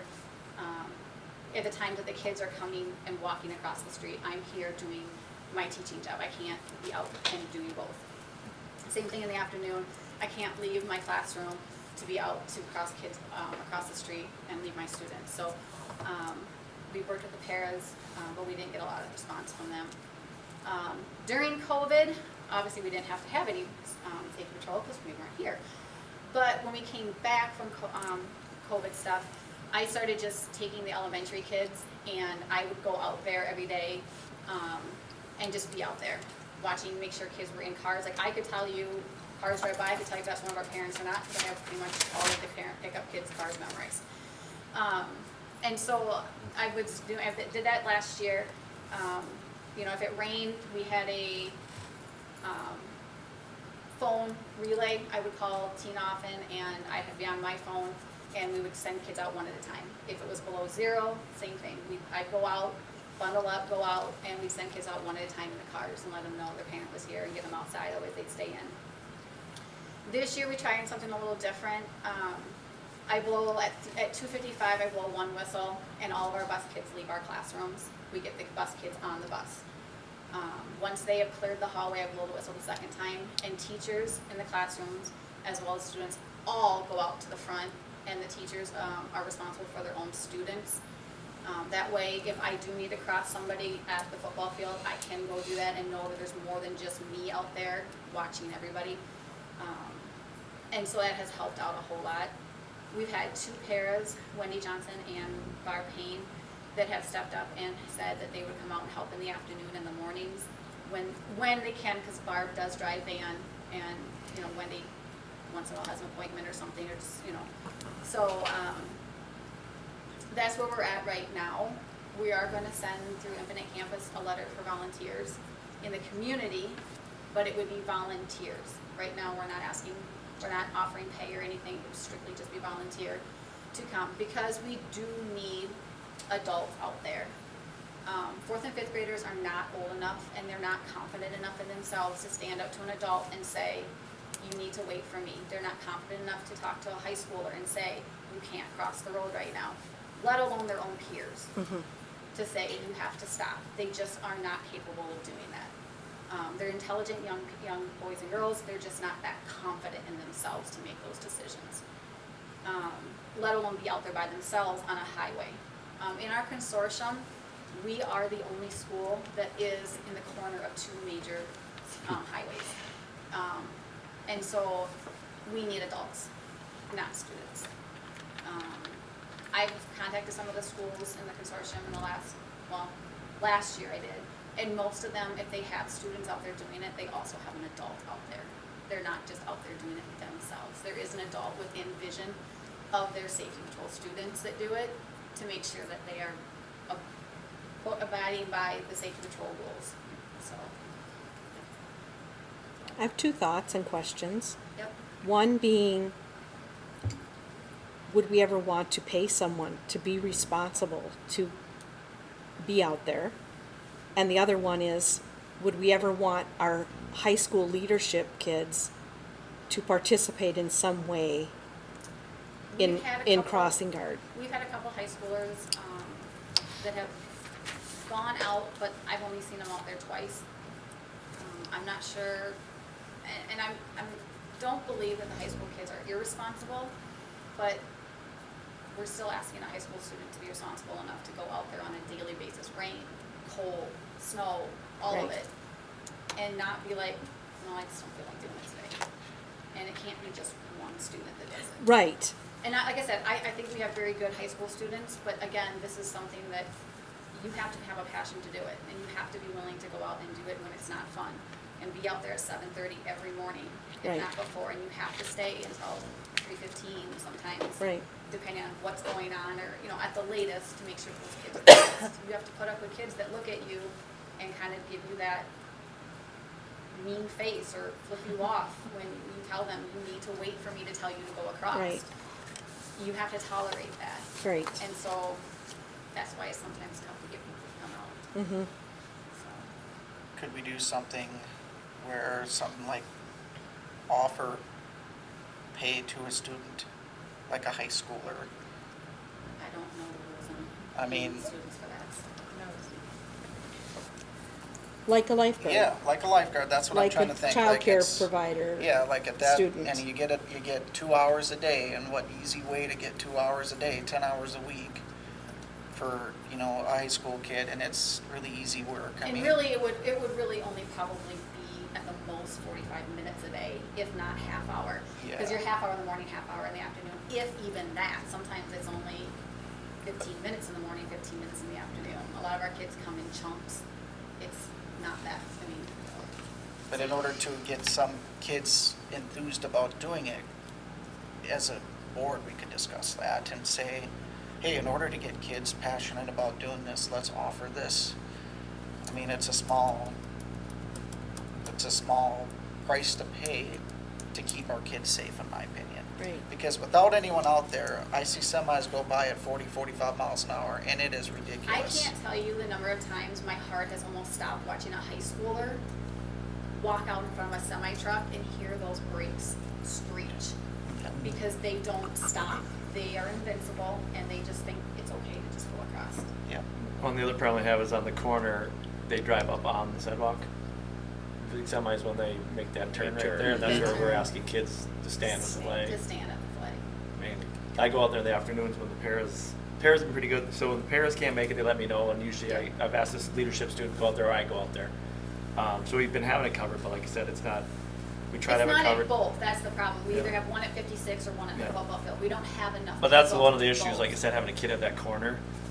I mean, if they're not watching and a truck is making, I mean, he's over here, but by the time he turns, Yeah, it's the way that angle is when they go to turn and go west. I mean, you see the tire tracks out there Yeah. now. I mean, it's And yeah, and you're, and it's not, they're not doing it purposely, they have no option. Right, It's you're just out the of way the that road, cut is so. cut, they can't help it but go over that curve sometimes, depending on their rig and. so. But I like the idea of putting it out to volunteers. You never know who you might get from the community that'd be willing to volunteer. Volunteer? I don't think you'll get anybody. Really? No. I think I'm honest, I And think, you remember, I mean, they may wanna volunteer right now, but when you get it in the winter January. time. 20 below I zero? know. I'm good. Come on, I got faith. You're talking 20 degrees in the morning and maybe -5 in the afternoon. You're not gonna have, because you're gonna, and realistically, it's gonna have to be an older person who volunteers because of the hours that they Right. are. Correct. You're not gonna want an older person, and they're gonna wanna sit in their car and wait until the kid gets there to get out of their car to go across, and the kid's not gonna wait. They will not stop at the corner. If you're not there to say, wait for me, they will blow right through that crosswalk. They will not stop. Some of them don't even look for cars, they just walk across. Yeah, I've seen that. So, Well, that brings up another point though, and that's, I know we can discuss this at a later time and later date, but when MnDOT comes and does that project, I think we need to have a discussion about what lights we can put up to slow down that traffic and that sort. they're gonna be real hesitant because Aaron and I have called and talked about having just a mobile stop sign there that we roll in and out, and because it's a state highway, they will not do that. They They won't put a sign there? So they tell me, there's a sign there? Yeah, there's the orange. I'd go and look, yellow I think it'd be at a crosswalk tree, but sign. there is a sign out there, a And I crosswalk. think it's this Thursday, MnDOT comes back for Yes. another, Yep. I wasn't planning on attending, but since I spearheaded it before, I'm gonna send an email to make sure they haven't tweaked anything on our end from 56, that they've left us alone And to Aaron what we and I will agreed be to. there. Yeah, Well, you we're- guys will we're be going there. to the We're new gonna one- go to the new one. business meeting one. good. Oh, perfect. So we've been That's personally great. invited to come, so both him and I Yes. will be there. Okay. And as And far we'll as report back to you like guys. where the crosswalks are at, they have to stay where they're at. They cannot get moved. We can't add another one at the pool doors for the high schoolers to go to the parking lot. We can't add one from the park, from the, going south from the football field to the parking lot, because unless it's adjacent and goes right to a sidewalk, it's not allowed. Right. Right. The other thing they did do, they have the state, 56 hasn't painted the crosswalk either. Right. 14's painted, so it's nice and bright and white, the other one isn't. So that's another frustration. And I've even asked that, and as far as like with the kids leaving, the high school kids leaving the parking lot, they'll peel out of there and you can hear rocks flying, and then they're 35 miles an hour down that, whatever, I don't even know the name of the streets anymore, I just know which one it is. I've asked the sheriffs to come and patrol, and they're like, if we get there, we get there, if we don't, we can't. They can't guarantee that they can be there to watch, or even cars that are blowing through from 14 up here, still going almost 30 miles an hour at the school, and then stopping quick at the stop sign. They can't guarantee to be here. Well, they can't guarantee that because they might be Right. on another Yep. call. Yep. So there's not much No. it's not like I can go out and say, hey, Dane, you can, I can't give him a ticket No. for that. I can't give Tristan a ticket for peeling out of the parking lot because we don't have, that's not something I can Right. do. Right. Other than say, you gotta stop doing that, you're gonna hit a small child. Yeah. We don't have any way of, I guess we don't have any consequences for the kids not listening to us for safety patrol.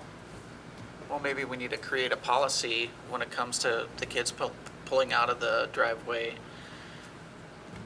We just discussed that somewhat today in policy, that we can adopt something for parking lot They etiquette, I could lose guess. their privilege, couldn't they? They could. Mm-hmm. And maybe we need to start enforcing them signing that contract, saying you will abide by these rules and regulations, or else you will be forced to walk to school. And they're or not the biggest problem. The high school kids is yeah. a random thing. It's more of Yeah. the people that are coming through town that are not driving at 30 miles an hour, or they're not getting to the bridge at 30. They're slowing down at the football field. Well, by that time, it's too late. We've got to keep going through.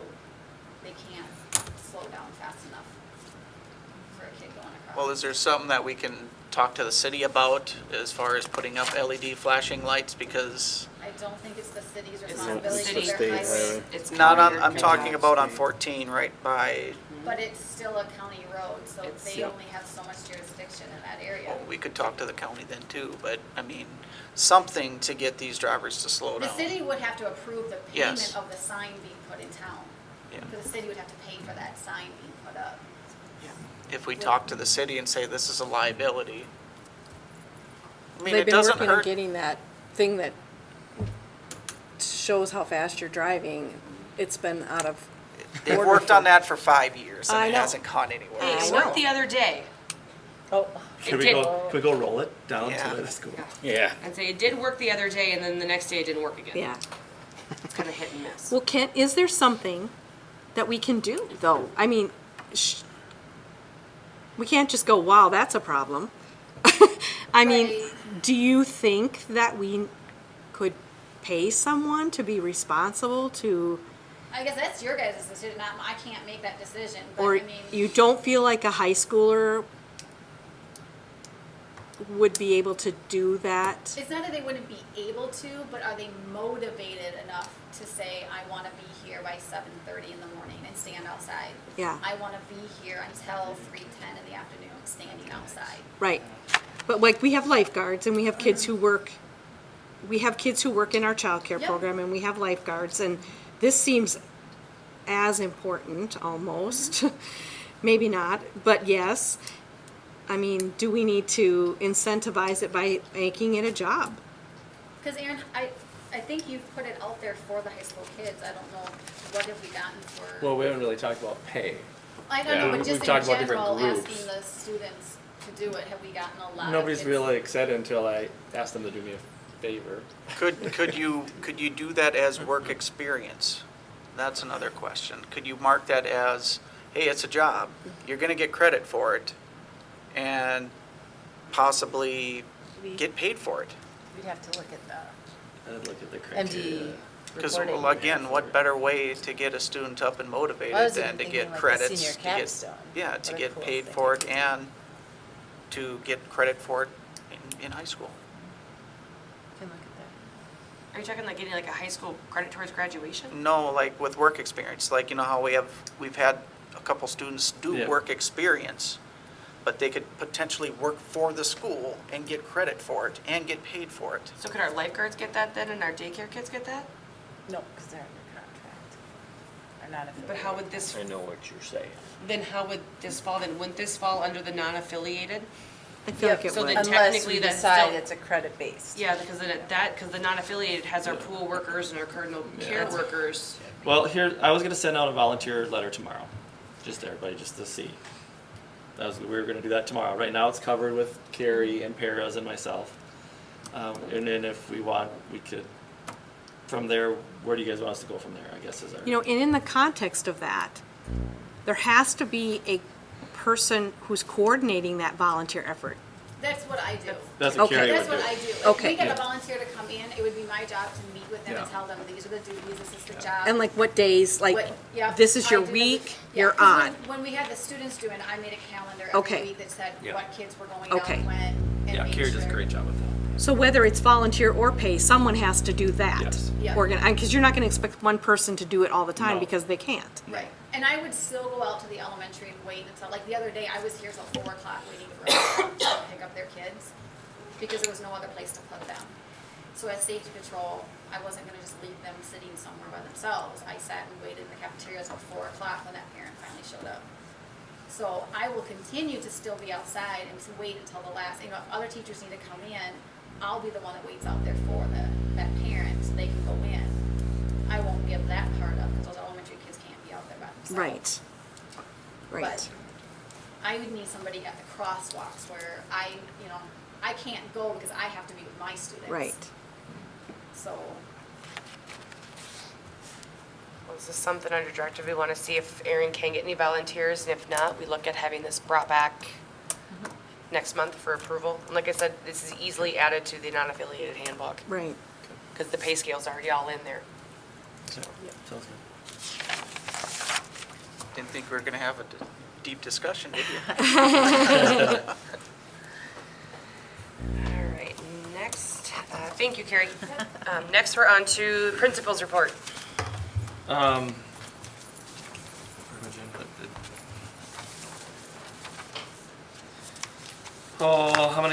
give Trevor had a little report, if you don't mind. Okay. I'll give that, I don't know if we're down there, but,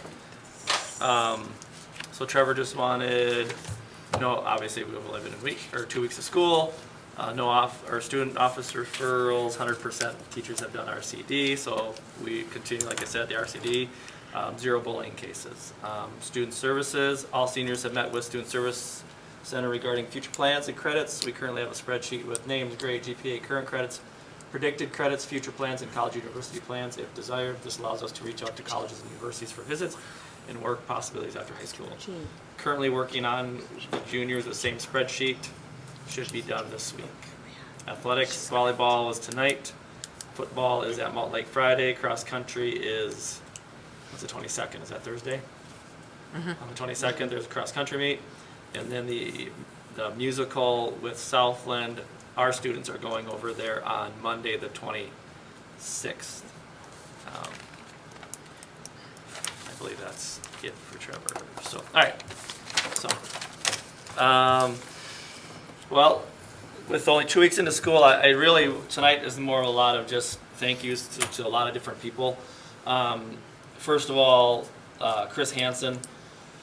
Not only does she have to get ready for her kids coming back, but there's, she made the breakfast for the staff, and then the first day of school, we feed all the students. On that first day, I meet with half in the gym, and then she feeds half, and then we switch. So she's kind of done some extra things, so I want to say thank you to her. Plus, if you've not noticed, there's a lot of new items in the lunchroom. Coolers, fridges, ice machines.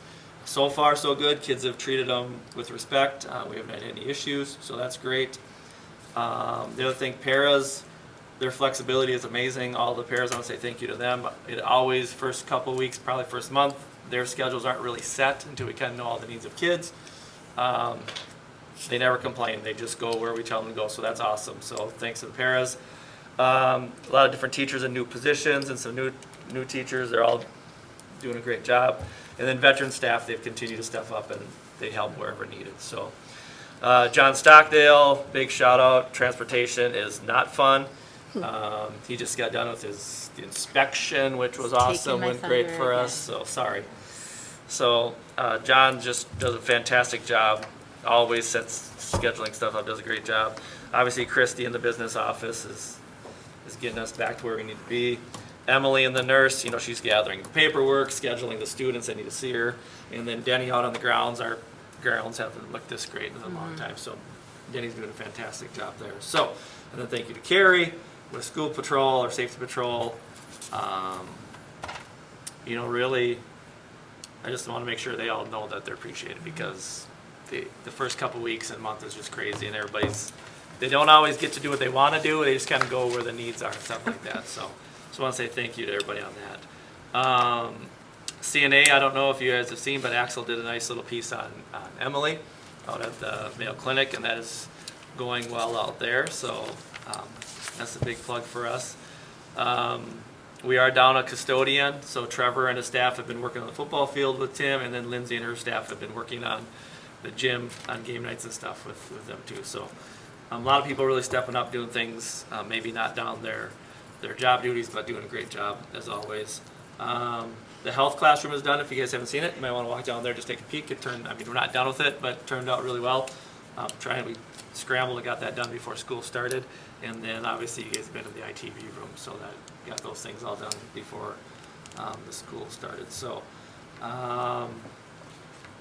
there's a lot of things, 2 weeks down, it seems like we haven't missed a beat. So I just want to say thank you to a lot of people, and I'm sure I got a million more things, but I just didn't want to, I hope I didn't miss anybody. Leanne and, Nikki, they're busy all the time.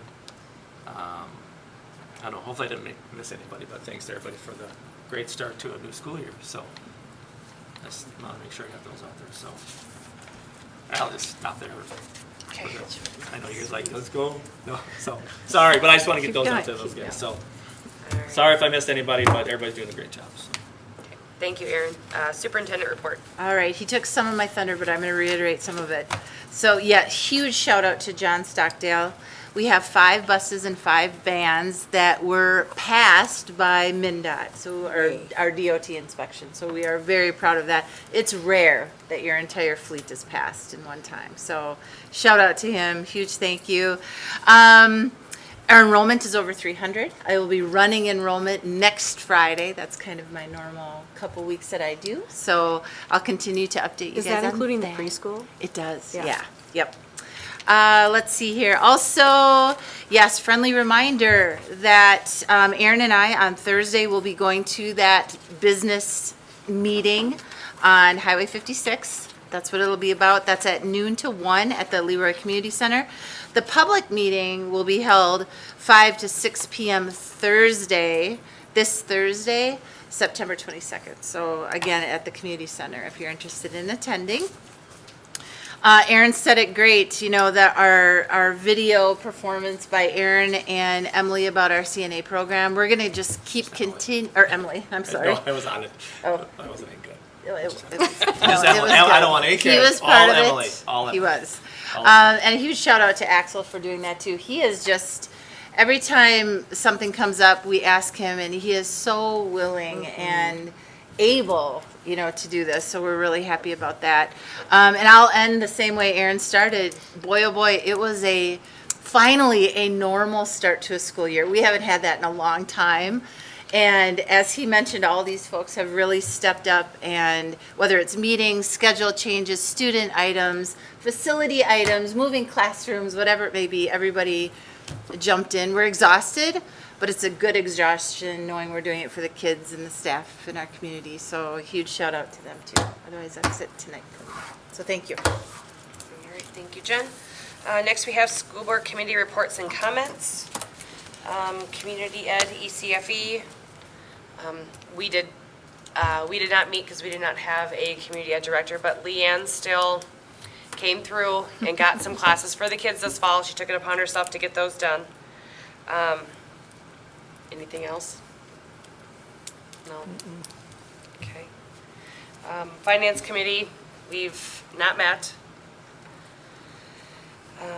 Meet and confer also did not meet. I think we were talking October, offering another option for the staff to take up meet and confer.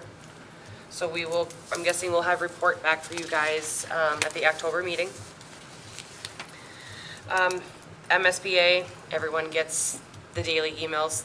I haven't heard anything else that's come out of MSBA. Minnesota State High School League. Nothing.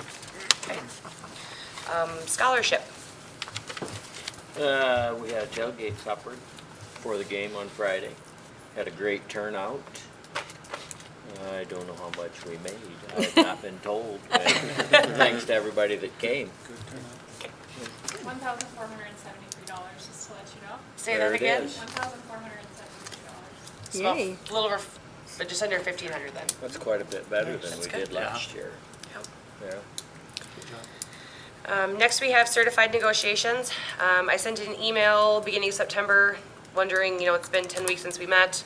Mr. Hungerhold is asking for a little time to get the school year underway. So I will be reaching out again here in the next week or two that hopefully we can finally get something going, because we are now at 13 weeks since we've last met. So hopefully we'll have a little more to report to everybody at the October meeting. Non-certified negotiators. We had good negotiations. Yes, we did. We met with our nurse, Emily Brum, and our tech specialist, Dylan Emerson, and Yeah, we got a tentative. we have a tentative agreement. Yeah. So I don't know what's the next step. The next step is I worked on them today. Okay. And then I will send them off to our employees for them to review, as well as our committee members to review to make sure there isn't any mistakes. When they all come back and let me know it's a go, you guys will have it in front of you in October. Great. It went really well. Yep. Next is SMEC. Dan sent out the email yesterday. There wasn't much in it. The audit's begun. They're still looking at plans for building of the garage. And we have policy meeting tomorrow at 3 o'clock, so Jen, I'll see you again. Yep. Are you going? I think I'm gonna be online again. My plan is to actually go. I convinced Nathan to come home from work so I could sneak out of the house for a few hours. Yeah, nice. So, district policy, we kind of hit everything today. One thing we did ask was we requested that the medication policy, that Emily just double check it, seeing how she's the one that deals most of the student medication. So there's a chance it could come back, but we're guessing that it won't. We just wanted to get her intake. I just wanted to mention that I was looking for some policies, and I went on the district website, and the current ones are not on there. They're from 2015, like the revised. When I went to the district policies, The big one? The master one? I mean, I went on, I did what I could. I went to Yeah, the just- LO school, Mm-hmm. and then I went under District. district policies, Yep. and what was listed of all of the policies was revised in 2015. I'll look at that, Deb. We have every one of them in a binder in the back room, so we I can called always to scan ask, and them nobody knew where that was. Oh. So, I they know said right they. where it is. Okay. I know Because right I where it called is. and asked, and they Okay. did not know where that was, so, Let me look at the website too. and, yeah, It should be updated. it was, We can do that. Excellent. Okay, so I made a note of that. Next I we could have have this. gone to the wrong place too, but that's all I could find was. No, I'll look. Okay. I'll look. Next is systems accountability. We have not met. And last but not least is buildings, grounds, and safety. Yeah, I guess most of our discussion was with the Retrofit company tonight, so this is the you guys revised. all are aware of that. And other than that, we talked about some of the small projects and whatever that Cass did mention as far as trying to prioritize some things and stuff, so. We're meeting again next month. All right, sounds Okay, good. just a minute now. Debbie, are we good to keep going? Yes. I may be wrong. No, that's okay.